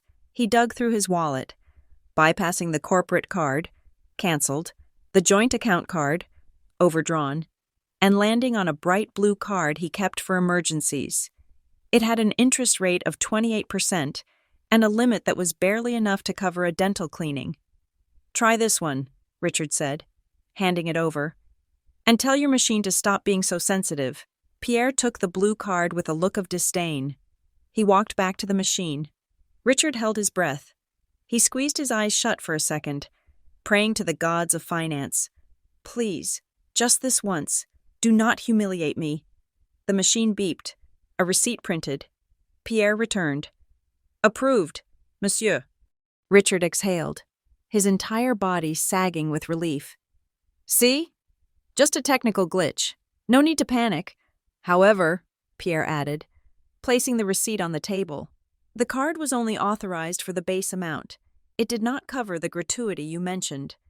"I will leave cash for the tip," Richard lied. He didn't have any cash. He would leave a scribbled note and walk out fast. "Very good," Pierre said, clearly not believing him. "We are serving complimentary petit four with coffee if you wish to linger while we clear the dining room." "We will stay," Blair said quickly. "We haven't had dessert yet." She wasn't staying for the sugar. She was staying because she had posted that they were having a power dinner, and leaving at 10:30 felt too early for a titan of industry. They sat in the dwindling restaurant. The other diners paid and left, casting pitying glances at the table with the sequined dress and the loud father. The staff began to vacuum the carpet in the far corner. The Greymonts picked at the tiny dry almond cookies Pierre had brought. "He is not coming." "Is he?" Eleanor said finally, her voice small. "He got held up," Richard insisted, though the fight had gone out of him. "Something massive, maybe a hostile takeover. He is probably in a war room somewhere right now, screaming at lawyers." Blair sighed and unlocked her phone again. She needed a dopamine hit. She needed to see how many likes her photo had gotten. 3 likes, 1 from her mother, 1 from a bot selling sunglasses, 1 from her old college roommate who sold essential oils. "Pathetic," Blair muttered. She closed Instagram and opened a business news aggregator. She wanted to find a new target. Maybe there was a hedge fund manager in town, maybe a visiting royal. She scrolled past the stock tickers. She scrolled past the interest rate announcements. Then, a red banner flashed across the top of her feed. Live broadcast. The Atlas Gala. Zurich, Switzerland. Blair paused. "Zurich," she mumbled. "That's where Serena said she was going." "Probably staying at a hostel," Eleanor remarked. Picking a crumb off the tablecloth, Blair tapped the banner. A video player opened. It was a live stream from a professional camera crew. The image was crystal clear. It showed a stage bathed in golden light, a podium, a crowd of people in tuxedos that made Richard's look like a costume rental. "Wait," Blair said. "Mom, Dad, look at this." She propped the phone up against the sugar bowl. On the tiny screen, the camera zoomed in on a woman standing at the podium. She was wearing black velvet. She was wearing sapphires. She looked devastatingly beautiful and terrifyingly powerful. "Is that—" Richard squinted, leaning in. "Is that Serena?" "It can't be," Eleanor said, her hand trembling as she reached for her glasses. "Serena doesn't own a dress like that, and she never wears her hair down." But the voice coming from the tiny speaker was unmistakable. It was the cool, calm voice that had answered their phone calls for years. The voice they had interrupted, talked over, and dismissed. "I accept this award not for the people who supported me," the digital Serena said, staring straight into the camera lens, staring straight into the soul of the Greymont family 4,000 miles away. "But for the people who underestimated me." Blair's mouth fell open. The camera panned to the audience. In the front row, clapping enthusiastically, was a man. Blair gasped. She tapped the screen to pause. But it was live. She waited for the camera to cut back. "Who is that?" Richard asked. "The man clapping?" "That," Blair whispered, her voice choking off. "That is Julian Vance." "What?" Richard shouted. forgetting where he was. Julian Vance? In Zurich? He is standing next to her, Blair said, watching as the on-screen Julian Vance walked up the stairs and offered his hand to Serena, guiding her off the stage like she was royalty. He is holding her trophy, the caption beneath the video scrolled by. Viridian Chief of Staff, Serena Graymont, accepts the prestigious Atlas Award, introduced by CEO Julian Vance. Chief of Staff? Eleanor read the words, her voice high and thin. I thought she was an administrator. She is the Chief of Staff, Blair said, the realization hitting her like a physical blow. Mom, Dad, she isn't his secretary, she is his boss, or at least his partner. Richard stared at the phone. He looked at the man he had spent $400 trying to hunt down, the man he had practically begged to meet. That man was currently in Switzerland, applauding Richard's daughter, the daughter they had left at home, the daughter they had mocked 2 hours ago, the daughter they had told to go answer the phones. We are eating petit four, Richard whispered, looking around the nearly empty restaurant with the vacuum cleaner humming in the background. And she is there. She invited us, Eleanor said. The memory of the text message washed over her. Private charter, Ritz-Carlton. She invited us, Eleanor repeated, her face pale. And I told her we had plans at Le Monde. Blair looked at the table. She looked at the fake power dinner photo on her phone. She looked at the declined credit card receipt. She looked at the screen again, where Serena was now shaking hands with a senator. We are not the main characters, Blair said, her voice hollow. We are the clowns. Richard slumped in his chair. The tuxedo felt like a straitjacket. The room felt incredibly small. The breaking news continued to play, a loop of their daughter's triumph, broadcasting their spectacular, monumental failure to the entire world. While they sat in the dark, eating dry cookies they couldn't afford, the glow of the smartphone screen was the only source of light that seemed to matter in the dim. Mahogany-paneled dining room of Le Monde. For the last 2 minutes, time had ceased to move forward in a linear fashion for the Graymont family. It had pooled around their table, thick and viscous, trapping them in a moment of suspended animation. Blair Graymont held the device with a hand that had gone completely numb. Her thumb hovered over the screen, paralyzed. The live stream she had stumbled upon was not a glitch. It was not a prank. It was a high-definition broadcast from the financial capital of Europe, and the image frozen on her screen was sharper than reality itself. The headline below the video player did not say, Assistant of the Month. It did not say, Staff Appreciation Night. The bold, sans serif font screamed, The Architect of the Shadow Market. Serena Graymont accepts the Atlas Award. Blair blinked. Her contact lenses felt dry and scratchy against her eyes. She tried to process the words, but they refused to align with the dictionary inside her head. Architect, shadow market, Atlas. These were words reserved for men like Julian Vance, for politicians, for the people Blair tried desperately to follow on social media. They were not words that belonged to the sister who wore cardigan sweaters and drove a sedan that smelled like vanilla air freshener. Blair? Richard's voice seemed to come from underwater. What is it? Is it the stock market? Blair slowly turned the phone around. She pushed it across the tablecloth, past the untouched petit fours, past the empty wine glasses, until it rested directly in front of her father. Dad, she whispered, her voice cracking like dry wood. Look. Richard Graymont squinted. The wine had blurred his vision slightly. So he reached into his breast pocket and retrieved his reading glasses. He unfolded them with shaking hands and perched them on the end of his nose. He leaned in. He looked at the photo first. It was a professional press photograph, likely taken by a wire service photographer. The composition was striking. In the center stood Serena. She was holding a heavy crystal globe in one hand. Her posture regal, her chin tilted upward. To her right stood Julian Vance, the man Richard had spent $400 trying to stalk. To her left stood a man Richard recognized instantly from the nightly news, Secretary of Commerce, Robert Sterling. They were not standing in front of Serena. They were not standing in front of her to block her. They were flanking her.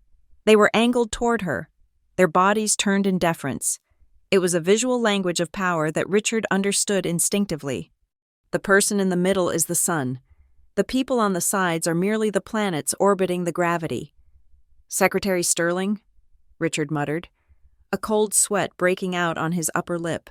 Why is the Secretary of Commerce standing next to her? "Read the caption, Dad," Blair urged, her voice trembling. "Read the text." Richard scrolled down with a finger that felt like a sausage. He began to read aloud, his voice low and halting, stumbling over the words as if they were written in a foreign tongue. Serena Graymont, Director of Strategic Operations and the unspoken Chief of Staff for Viridian Systems, accepted the industry's highest honor tonight in Zurich. He stopped. He swallowed hard. "Director?" he whispered. "Chief of Staff?" He continued reading. "The award recognizes her role in stabilizing the North American logistic grid during the crisis of 2024 and her masterminding of the Viridian-Kaitos merger, a deal valued at $4.2 billion. Richard looked up over the rim of his glasses. He looked at Eleanor. He looked at Blair. His eyes were wide, filled with a terrified confusion. $4.2 billion, he repeated. "She told me she was filing reports. She told me she was keeping the trains running." "Keep reading," Blair said. "The quote? From Julian Vance." Richard looked back at the screen. The text was highlighted in a gray box, a pull quote designed to grab attention. "Viridian is a car," Richard read. "I am the hood ornament. I look good in the press, but Serena Graymont is the engine, without her. This company does not move. In many situations, frankly, she is my boss.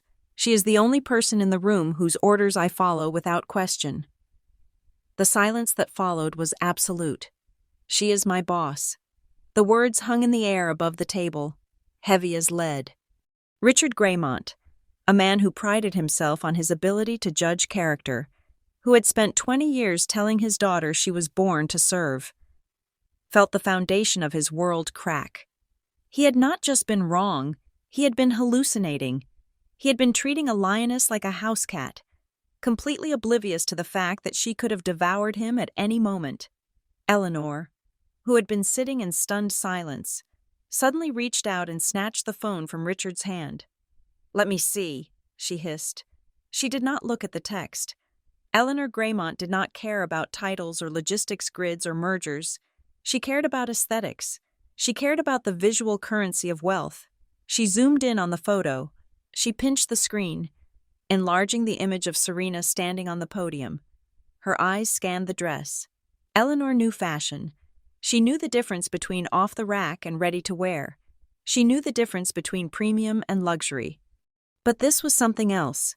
She looked at the way the black velvet absorbed the light, the impossible structure of the bodice, the way the fabric seemed to defy gravity as it flared at the hem. There were no seams visible. "Oh my God," Eleanor breathed. "What?" Blair asked. "Is it bad? Is it out of season?" "It is vintage," Eleanor whispered, her face draining of color. "Or it is custom haute couture. That is a structurally engineered velvet gown, Givenchy maybe mid-90s archival, or a custom commission from the House of Schiaparelli." She moved her finger to the neck, to the sapphires. "Those aren't treated," Eleanor murmured. "They are too dark, too deep. Those are raw cashmere sapphires. That necklace." She looked up at her husband and daughter, her eyes wide with a horrified realization. "That necklace is worth more than this house," Eleanor said. "The dress alone cost more than your father's consulting firm made in the last 3 years combined." Blair let out a small, strangled sound. "But she shops at the outlet mall. She wears polyester blends." "She wears a costume," Eleanor realized, her voice trembling. "When she comes to see us, she puts on a costume. She dresses down. She pretends to be poor. She pretends to be simple."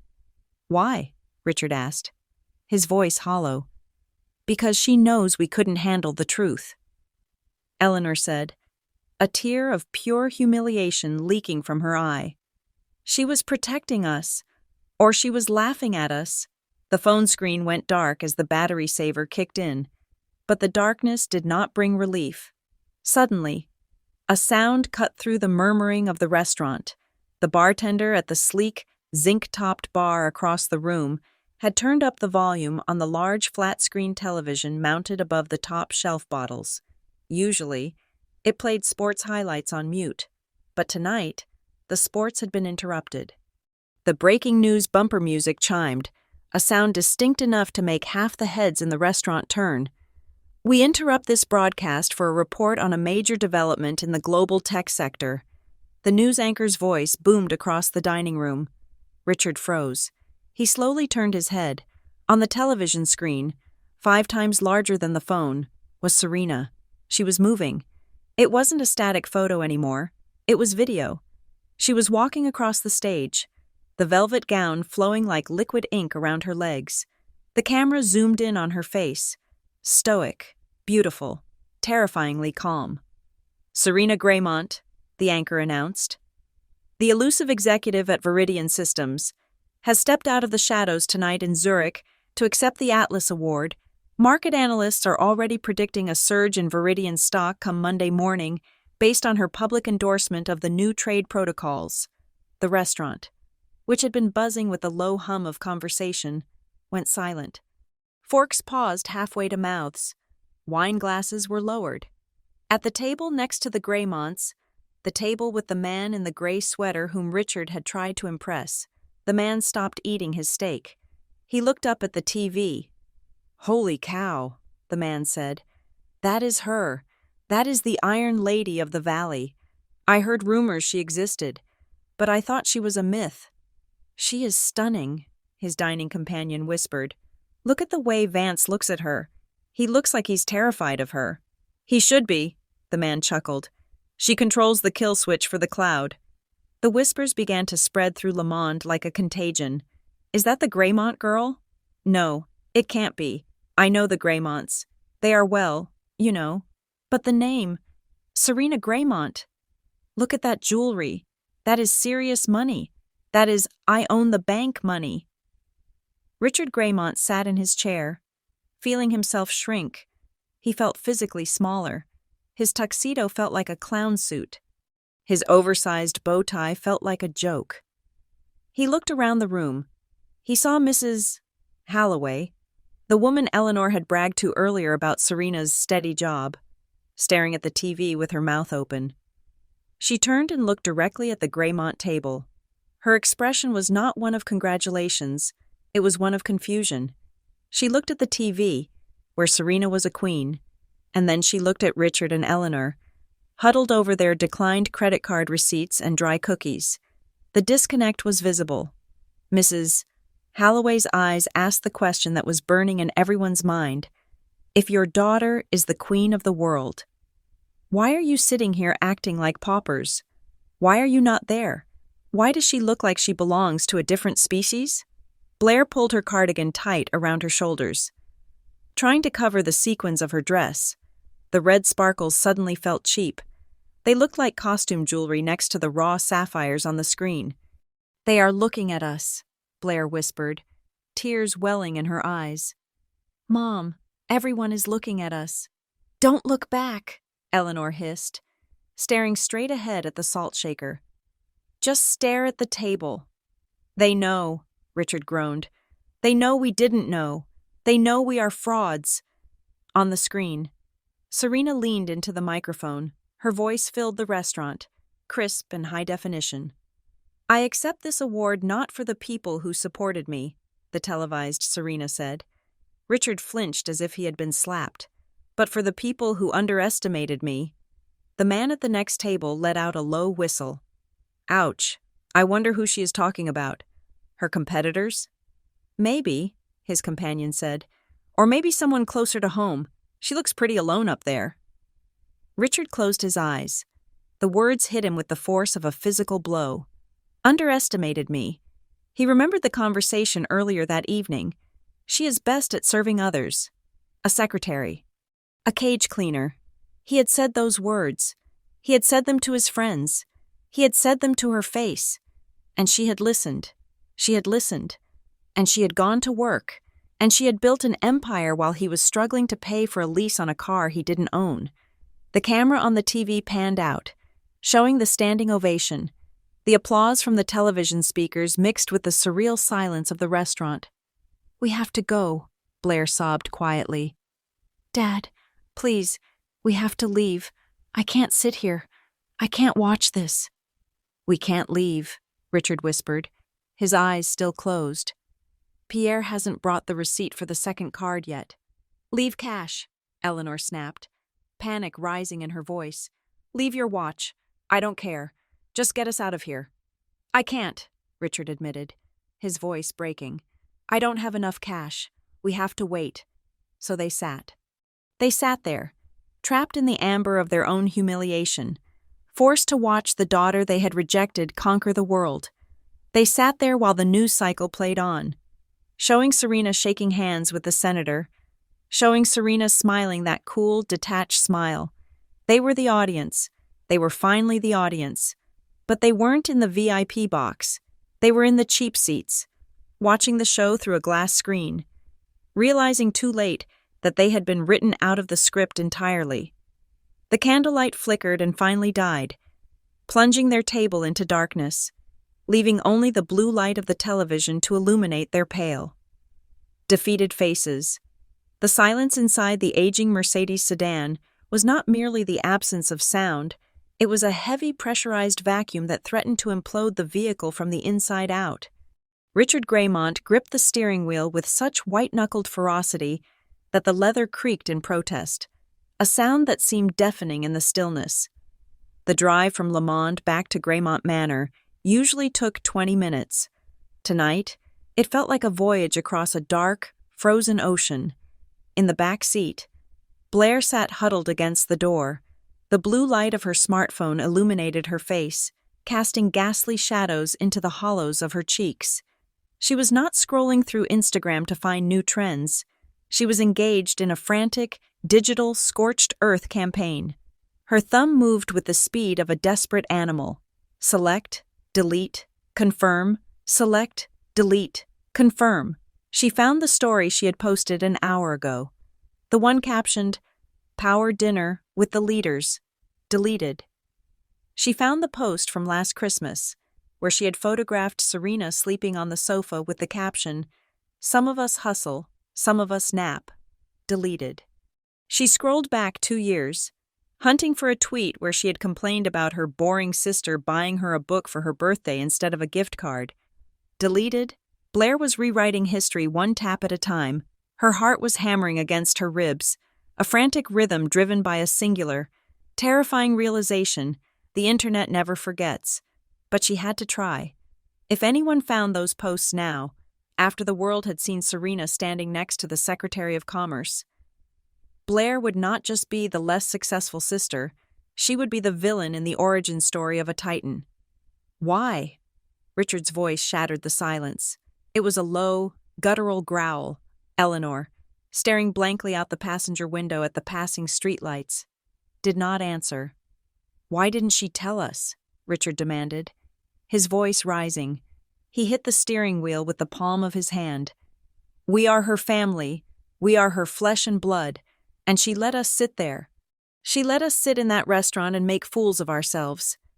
"She enjoyed it," Eleanor whispered, her voice cold. "She must have. Think about it. Richard, she knew we were going to Le Monde. She knew we were trying to meet Vance. She could have told us. She could have said, 'Mother, Father, save your money. Julian is with me.' But she didn't." "It is entrapment," Richard declared, seizing onto the word as a lifeline for his drowning ego. "It is passive-aggressive entrapment. She wanted us to fail. She wanted to humiliate us." The psychology of the Graymont family was beginning to pivot. Moments ago, in the restaurant, they had been paralyzed by shock and shame, but shame is a painful emotion, and narcissists cannot hold on to pain for long. They must transmute it into something else. They must turn it into victimhood. "She lied to us for years," Blair chimed in from the back seat, finally lowering her phone now that her profile was scrubbed clean. Every time she said she was busy with paperwork, she was lying. Every time she said she couldn't come to brunch because of office admin, she was lying. She has been gaslighting us. Exactly, Richard said, nodding vigorously. Gaslighting. That is the word. We welcomed her into our home. We fed her. We gave her a place to belong, and she repaid us with deception. Who hides a promotion like that? Who hides a salary like that from their own father? It is perverse. The car turned into the driveway of Greymont Manor. The house loomed in the darkness, the hedges overgrown, the paint peeling slightly on the columns. For the first time, Richard looked at his ancestral home and saw it not as a castle, but as a small, shabby pile of bricks compared to the golden ballroom he had seen on the screen, and he blamed Serena for that shift in perspective. They parked and walked into the house. The foyer was cold. The heating bill was another unpaid expense sitting on Richard's desk. They moved instinctively into the living room, the site of so many family tribunals. Richard went straight to the liquor cabinet and poured 3 glasses of brandy, dispensing with the crystal decanter and pouring directly from the bottle. He handed a glass to Eleanor and one to Blair. They drank in unison, a communion of the aggrieved. "Do you remember," Richard said, pacing the rug, 3 years ago, when I was looking for a place to put the capital from the sale of the lake house? "I remember," Eleanor said, sinking into the sofa. "You wanted to buy into that commercial retail fund." "And Serena," Richard pointed a finger at the empty air. "Serena sat right there in that chair and told me to put it into lithium futures. She said the supply chain for electric vehicle batteries was about to bottleneck. She gave me a ticker symbol, Viridian." "I remember," Blair said. "We laughed at her. We told her she didn't understand the real estate market." If I had listened to her, Richard's voice dropped to a whisper of pure horror.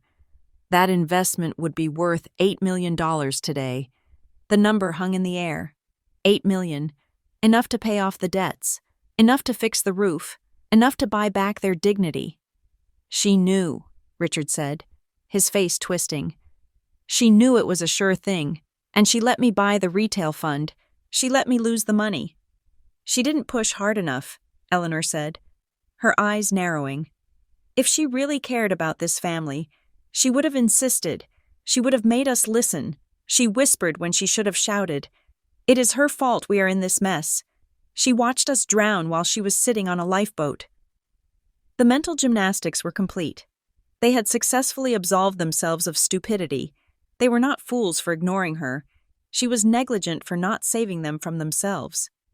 "But," Eleanor said, setting her glass down with a sharp clink. The first glimmer of calculation appeared in her eyes. "She is still a Greymont." She stood up and walked to the mirror above the fireplace. She smoothed her hair. She looked at her reflection, and the shame from the restaurant began to dissolve, replaced by a new, sharper hunger. "I raised her," Eleanor said firmly. "I taught her those manners. I taught her how to walk. I taught her how to dress, even if she chooses to ignore it most of the time.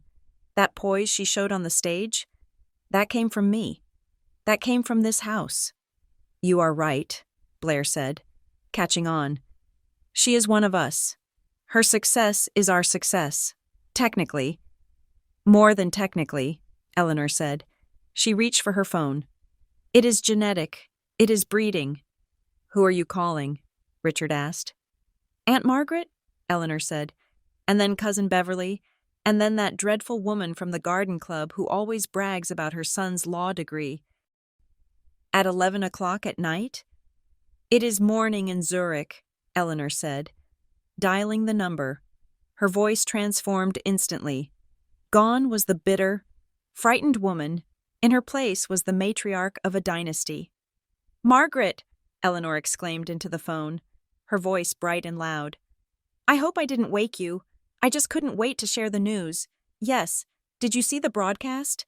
It is absolute madness, isn't it? We are just so relieved the secret is finally out." "Oh, yes. We have known for ages, years, actually. But you know Serena. She is so private, and the security protocols at Viridian are incredibly strict. We had to sign non-disclosure agreements. It was torture keeping it quiet. But we had to protect her safety. She is practically running the global economy. Margaret, yes, the Atlas Award. It is the Nobel Prize of Business. We are just bursting. Richard watched his wife work. It was a masterclass in revisionist history. In 30 seconds, she had turned their ignorance into discretion.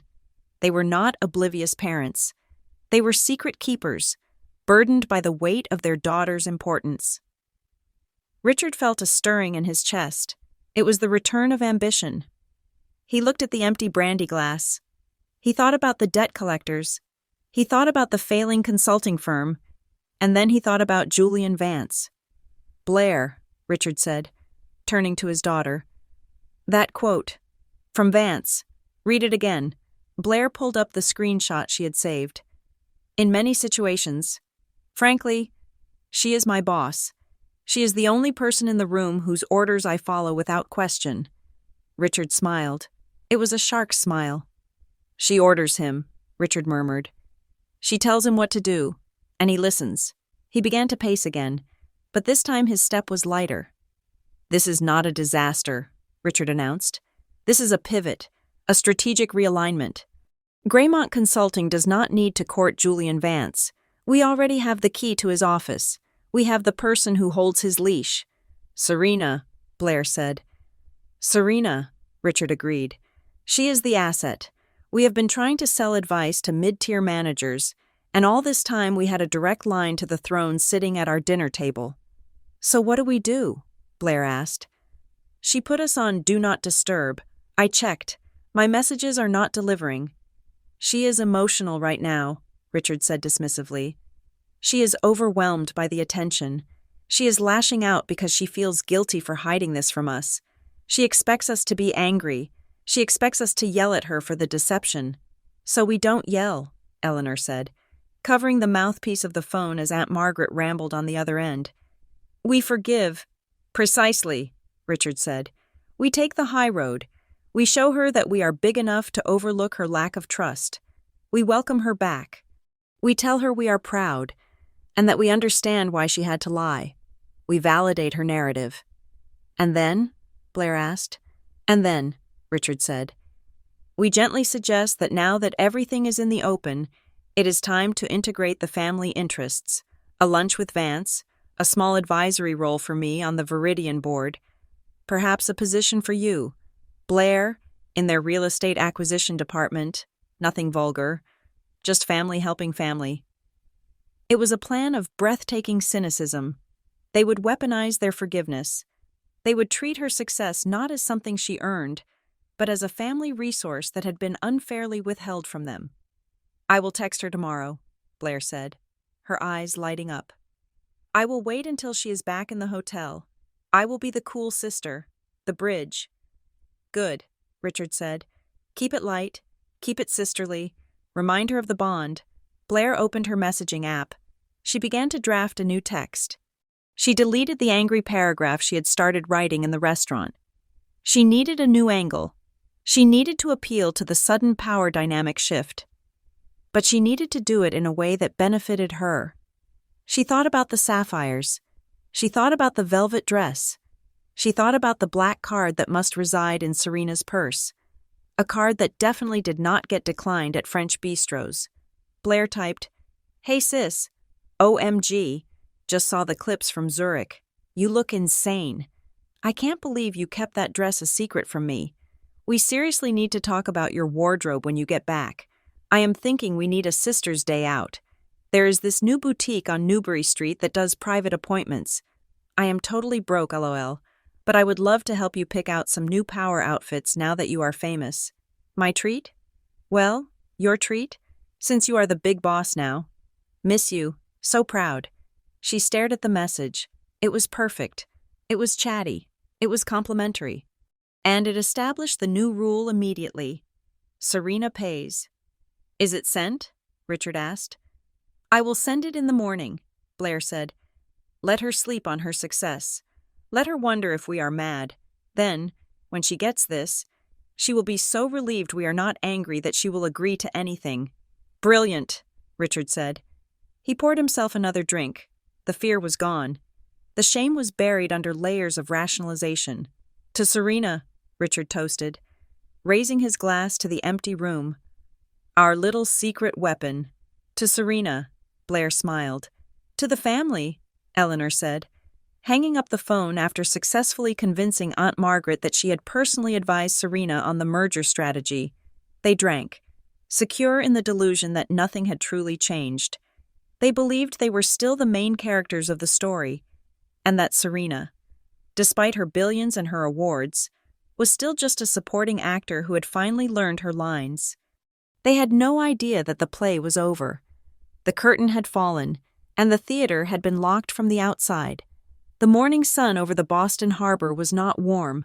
It was a sharp, blinding white light that cut through the floor-to-ceiling glass of the penthouse in the Seaport district, illuminating dust motes that did not exist. Serena Graymont's apartment was a sterile, perfect environment. It was kept at a constant 68 degrees Fahrenheit. The surfaces were marble, chrome, and slate. It was a space designed for clarity, for silence, and for the ruthless efficiency that defined the life of the woman who inhabited it. Serena stood by the kitchen island, a slab of black granite imported from Italy. She was wearing a white silk robe that cost $3,000, holding a cup of espresso that had been brewed by a machine worth more than her father's car. She had returned from Zurich at 4 a.m. The private charter had touched down at Logan Airport in the dead of night, and a secure transport had delivered her here. She had slept for 3 hours. It was now 9 o'clock on Sunday morning. She was not tired. The adrenaline of the Atlas Award had transmuted into a cold, humming energy. She felt calibrated. On the granite counter, her personal phone began to vibrate. It was not the frantic buzzing of an emergency notification. It was the standard, rhythmic pulse of an incoming call. Serena looked down. The name on the screen was Dad. She did not reach for the phone immediately. She took a sip of her espresso, tasting the dark, bitter roast. She watched the screen light up, then dim, then light up again as the ringing persisted. In the past, this screen would have triggered a Pavlovian response of anxiety. She would have worried about his health, about the family finances, about whether she had forgotten a birthday or an anniversary. She would have rehearsed her apologies before even saying hello. Now, she simply felt a mild curiosity. It was the detached interest of a scientist observing a specimen under a microscope. She tapped the speaker icon and set the phone down on the cold stone. She did not pick it up. "This is Serena," she said. Her voice was level. It lacked the upward inflection of a daughter seeking approval. It was the voice she used to address underperforming regional managers. "Serena." Richard Graymont's voice filled the kitchen. It was too loud, too jovial, cracking slightly at the edges with a forced bonhomie. "You are awake. Good, good. We didn't want to wake you, but your mother and I figured you would be up early. You always were an early riser. Just like me." Serena did not respond. She let the silence stretch out, a vast, empty plain that Richard was forced to cross alone. "So," Richard continued, clearing his throat loudly, "we saw a little broadcast last night, from Switzerland." "It was a global simulcast. Richard," Serena corrected him, using his first name. It was a subtle shift, a dismantling of the hierarchy, but he didn't seem to catch it. "It went out to 140 countries. "Right, yes, global," Richard chuckled nervously. "Well, it certainly looked impressive. The lighting, the staging, they really know how to put on a show over there, don't they? It almost looked real." "It was real," Serena said. She walked over to the refrigerator and opened it, retrieving a bottle of sparkling water. Of course," Richard said hastily. "I just meant well. You know how the media is. They like to dramatize things, calling you the architect and all that. It is a bit much, isn't it? I mean, we know you are capable, Serena. But I told your mother. The press loves to invent a hero. I assume the reality is a bit more collaborative. You are part of a team, surely." He was fishing. He was desperate for her to tell him that it was all an exaggeration, that she was still just a cog in the machine, that he hadn't spent his entire life underestimating a giant. Serena closed the refrigerator door. The sound was a soft, solid thud. "The press release was vetted by the legal department for accuracy," Serena said. "If anything, they downplayed my involvement to avoid triggering antitrust inquiries in the European Union. I am not part of the team. Dad, I build the team." There was a pause on the other end of the line. She could hear him breathing. She could hear the faint clinking of china in the background, likely Eleanor stirring her tea. Listening in. "I see," Richard said. His voice had lost some of its fake warmth. It was tighter now. "Well, that is unexpected. You certainly kept your cards close to your chest. We were quite surprised. Hurt, actually, that you didn't trust us with this information. I am under a strict non-disclosure agreement." Serena lied smoothly. She wasn't. Not about her title, but it was a language he respected. "And frankly, I didn't think you would be interested in the technical details of supply chain logistics." "Not interested?" Richard sounded affronted. "Serena, I am a consultant. Business is my life. If you had told me you were operating at this level, we could have synergized. We could have helped you." "Helped me?" Serena repeated. "Yes, guidance, wisdom, the benefit of experience," Richard said, regaining his footing. "You are young, Serena. You have technical skills, clearly, but the world of high finance involves soft skills, relationships. That is where I excel." Serena took another sip of coffee. The absurdity of the statement was so profound it was almost artistic. A man who couldn't pay for his own dinner was offering to mentor the woman who had just authorized a $50 million budget transaction. "What do you want, Dad?" she asked. She cut through the preamble like a scalpel. "I don't want anything," Richard protested. "I'm calling to congratulate my daughter. And well, since we are putting everything on the table to discuss the future—" "The future," Serena said flatly. "Yes, the future of the Greymont legacy," Richard said. His voice took on a conspiratorial tone. "Look, Serena, I will be honest with you. The consulting firm is going through a transition period. The market is shifting. We are pivoting. And seeing you last night, standing next to Julian Vance, it gave me an idea. Here it comes." Serena thought. The pitch. "I think it is time we leveraged our family connection," Richard said, his confidence swelling. "I have some ideas that could be very beneficial for Viridian. Strategic partnerships, high-level introductions in the Boston sector. I think Julian would be very interested in what I have to say. He looks like a smart man. He needs people who understand the old guard." He paused, waiting for her enthusiasm. When none came, he pushed harder. "So, here is the plan," Richard said. "I want you to set up a dinner. Nothing too formal, just family. You, me, your mother, Blair and Julian, maybe next Saturday. We can host it at the Manor. Show him some real hospitality, or if he prefers, we can go to the club. I can pull some strings and get us a private room." Serena stared at the phone. She visualized Julian Vance. She pictured him in his minimalist office in Palo Alto, wearing a hoodie, analyzing quantum computing data. She pictured him sitting at the dining table in Greymont Manor, listening to Richard talk about his golf game and Blair trying to sell him a condo. It was grotesque. "You want me to bring the CEO of a $300 billion company to your house for pot roast?" Serena asked.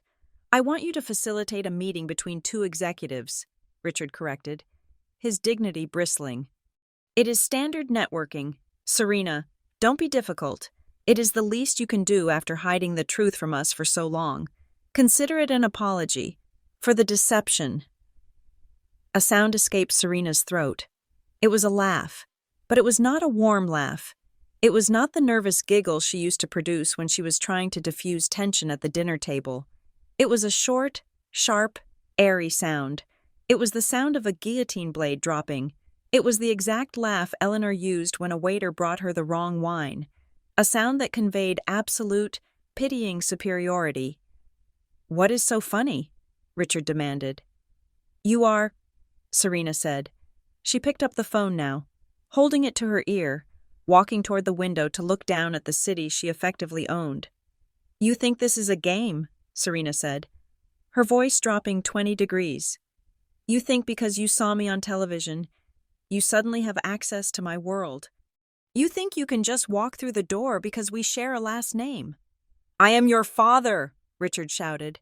I demand some respect. Respect is a currency. Richard, Serena said coldly, you spent yours years ago. You spent it when you told me I was born to serve. You spent it when you mocked my job.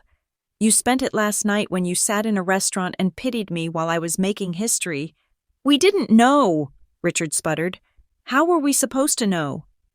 You didn't know because you never looked, Serena said. You never asked. You never cared. Serena, please. Richard's voice cracked. The bluster was failing. The desperation was bleeding through. I need this firm. Just one meeting. Just 10 minutes with Vance. If I don't get a contract soon. The bank is going to call the note on the house. We could lose the manor. Do you want that? Do you want your mother to be homeless? It was the ultimate manipulation. The financial guilt trip. Serena looked at her reflection in the glass. She saw the sapphire necklace still sitting on her dresser where she had left it. She could sell that necklace and pay off her father's debt instantly. It would be nothing to her, a rounding error. But she knew, with the clarity of a master strategist, that saving him would not help him. It would only feed the parasite. It would validate his delusion that he was entitled to her resources. Julian Vance does not have dinner with strangers, Serena said. I am not a stranger, Richard cried. I am your father. To him, you are a liability, Serena said. And to me right now, you are a security risk. Serena! My schedule is fully booked until the second quarter of next year, Serena said, her voice devoid of emotion. I do not have time for dinners. I do not have time for mentoring, and I certainly do not have time to save a failing business that refused to listen to my advice when it mattered. You ungrateful little... Goodbye, Dad, Serena said. She tapped the red icon. The call ended. She did not block the number. That would be emotional. That would imply she was affected. Instead, she opened her contacts, selected his profile, and changed the ringtone to silent. Then she placed the phone back on the counter. Face down, she picked up her espresso cup. The coffee was still warm. She took a sip, looking out at the harbor, at the ships moving slowly across the gray water, carrying goods to a world that moved at her command. The silence in the penthouse returned, but it was no longer empty. It was full. It was rich. It was the sound of total, absolute freedom. She turned away from the window and walked toward her home office. There was a merger in Tokyo that needed her attention. And unlike her family, the markets did not wait for anyone.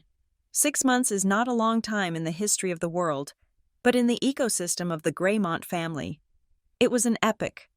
It was enough time for the tectonic plates of their reality to shift, grind, and settle into a new, unrecognizable landscape. The silence that had begun that night at the restaurant had not dissipated. Instead, it had calcified. It had become the foundation of every interaction between Serena and her family. The mockery was gone, the casual insults about her clothes, her job, and her ambition had vanished, replaced by a terrifying, suffocating politeness. It was Thanksgiving Day. The air inside Greymont Manor was stale, smelling of roasted turkey and the dusty, metallic scent of a house that can no longer afford its own maintenance. Serena sat at her usual spot at the table.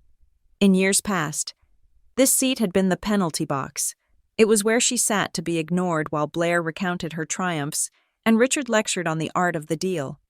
Today, the seat felt like a throne. Is the turkey to your liking, Serena? Eleanor asked. Her voice was high, tight, and anxious. She leaned forward, her hands clasped white-knuckled on the tablecloth. I made sure to buy the organic, free-range one. I know you prefer sustainable sourcing. I read an article about how Viridian is investing in sustainable agriculture, and I thought of you immediately. It is fine, Mother, Serena said calmly. She cut a small piece of meat. Thank you. Wonderful, Eleanor breathed, looking around the table as if she had just secured a peace treaty. Did you hear that, Richard? She likes the turkey. Excellent, Richard muttered. He did not look up from his plate. He was moving his peas around with a fork, building little green walls that crumbled as soon as he touched them. Richard Graymont was a man diminished. He had lost 15 pounds, and his suit, once tailored to Project Power, now hung loosely on his frame. The gray in his hair had overtaken the black, and the light in his eyes, that arrogant, blustering spark, had been extinguished. His consulting firm, Graymont Consulting, had ceased to exist 3 weeks ago. Serena knew this because the foreclosure notice had crossed her desk, not her physical desk, but her digital one. One of the subsidiary banks that Viridian used for local asset management handled the mortgage on Richard's office building. The algorithm had flagged the name Graymont for review. Serena had stared at the file on her screen for a long time. The debt was $250,000. To Viridian, it was a rounding error. To Serena personally, it was the price of a few handbags. She could have authorized a restructuring plan. She could have bought the debt herself and forgiven it. She could have made a single phone call to the bank vice president and had the foreclosure delayed for a year.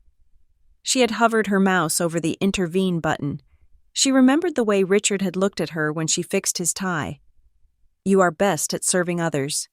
She remembered the way he had tried to leverage her success to save himself, demanding access to Julian Vance as if it were his birthright.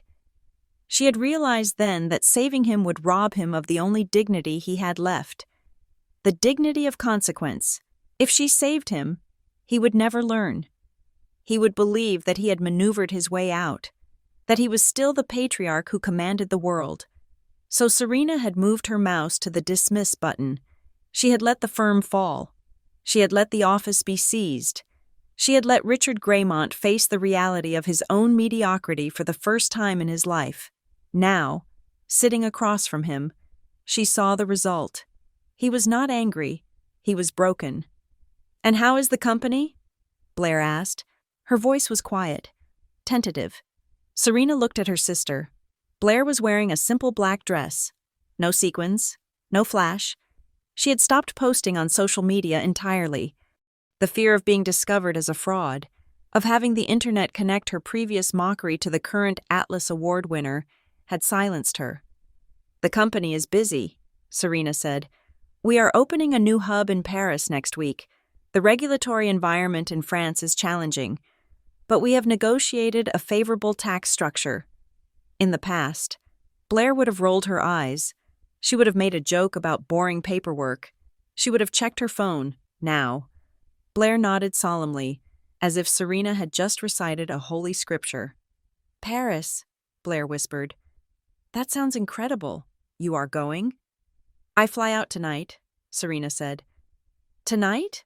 Eleanor exclaimed, dropping her fork. But it is Thanksgiving. We haven't even had pie. The markets open in Europe in 6 hours, Serena said. Capital does not celebrate Thanksgiving. Mother. The table fell silent. They looked at her, and for the first time, Serena truly saw what lay behind their eyes. It was not love. It wasn't even hate. It was a profound, aching regret. They were looking at her the way a gambler looks at a winning lottery ticket that he had crumpled up and thrown in the trash, only to realize its value after the garbage truck had driven away. They saw the private jets. They saw the sapphires. They saw the power that could have lifted them out of their financial ruin. They saw the golden life they could have shared if they had just been kind, if they had just paid attention, but they hadn't. And now, there was a glass wall between them. They could see her, but they could not touch her. I could have been a good assistant, Blair said suddenly. The words seemed to slip out before she could stop them. She looked down at her lap. I mean, if you ever needed someone in Paris to handle events or property scouting, I know real estate. It was a beg, a naked, desperate beg. Serena looked at her sister. She remembered the text message Blair had sent the morning after the awards. My treat well. Your treat. She remembered the Power dinner post. Viridian only hires the top 1% of global talent. Blair, Serena said softly. The recruitment process is blind and data-driven. I do not intervene in hiring. It would be a conflict of interest. Blair flinched. She nodded quickly, tears pricking her eyes. Right, of course. Data-driven. I just thought, never mind. Eat your turkey, Blair, Richard snapped, his voice trembling. He couldn't bear to watch his daughter beg. It was too close to a mirror. Serena placed her napkin on the table. She had eaten 4 bites. I have to go, she said. She stood up. The chair scraped against the hardwood floor, a harsh sound in the quiet room. Already? Eleanor stood up, hovering nervously. But we bought pumpkin pie. From the bakery. We put whipped cream on it. I have a car waiting, Serena said. She walked into the foyer. Her family followed her, a sad, shuffling procession. She put on her trench coat. It was a Burberry cashmere coat, structured and impeccable. She picked up her bag. She turned to face them one last time. They stood in the entryway of the decaying manor. The wallpaper was peeling in the corner. The light fixture was missing a bulb. They looked small. They looked gray. They looked like ghosts haunting a house that had died years ago. Serena, Richard said. He took a step forward. He looked like he wanted to hug her. Or maybe shake her hand. Or maybe ask for a loan. His hand twitched at his side. He stopped. The distance was too great. The secretary he had mocked was now a giant, and he was afraid that if he touched her, he would burn. Travel safe, Richard whispered. Thank you, Serena said. She did not say I love you. She did not say I will call you. She did not say I will be home for Christmas. She simply opened the heavy oak door and stepped out into the night. A black SUV was waiting at the bottom of the steps, its engine purring softly. A driver in a dark suit stood by the open passenger door. Serena walked down the steps. The cold November air felt clean. It felt like oxygen. She slid into the back seat of the car. The leather was warm. The interior smelled of expensive cedar and silence. To the airport. Ms. Graymont? The driver asked. Yes, Serena said. The private terminal. The car pulled away. Serena did not look back at the house.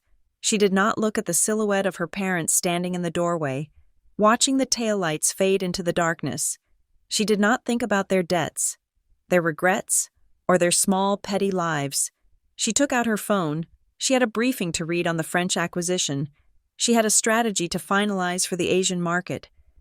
She had a world to run. The revenge wasn't that she had destroyed them. She hadn't lifted a finger to hurt them. The revenge was that she had outgrown them. She had transcended them so completely that their opinion of her was no longer relevant. Their approval was a currency that had been devalued to 0. She was the Atlas. She held the sky. And she didn't need them to help her carry it. As the car accelerated onto the highway, merging into the stream of lights flowing toward the city, Serena Graymont closed the file on her family and opened the file on her future. The sweetest victory was not their suffering. It was her indifference. She was finally, truly free. Thank you so much for listening to this story. I would love to know where you are tuning in from.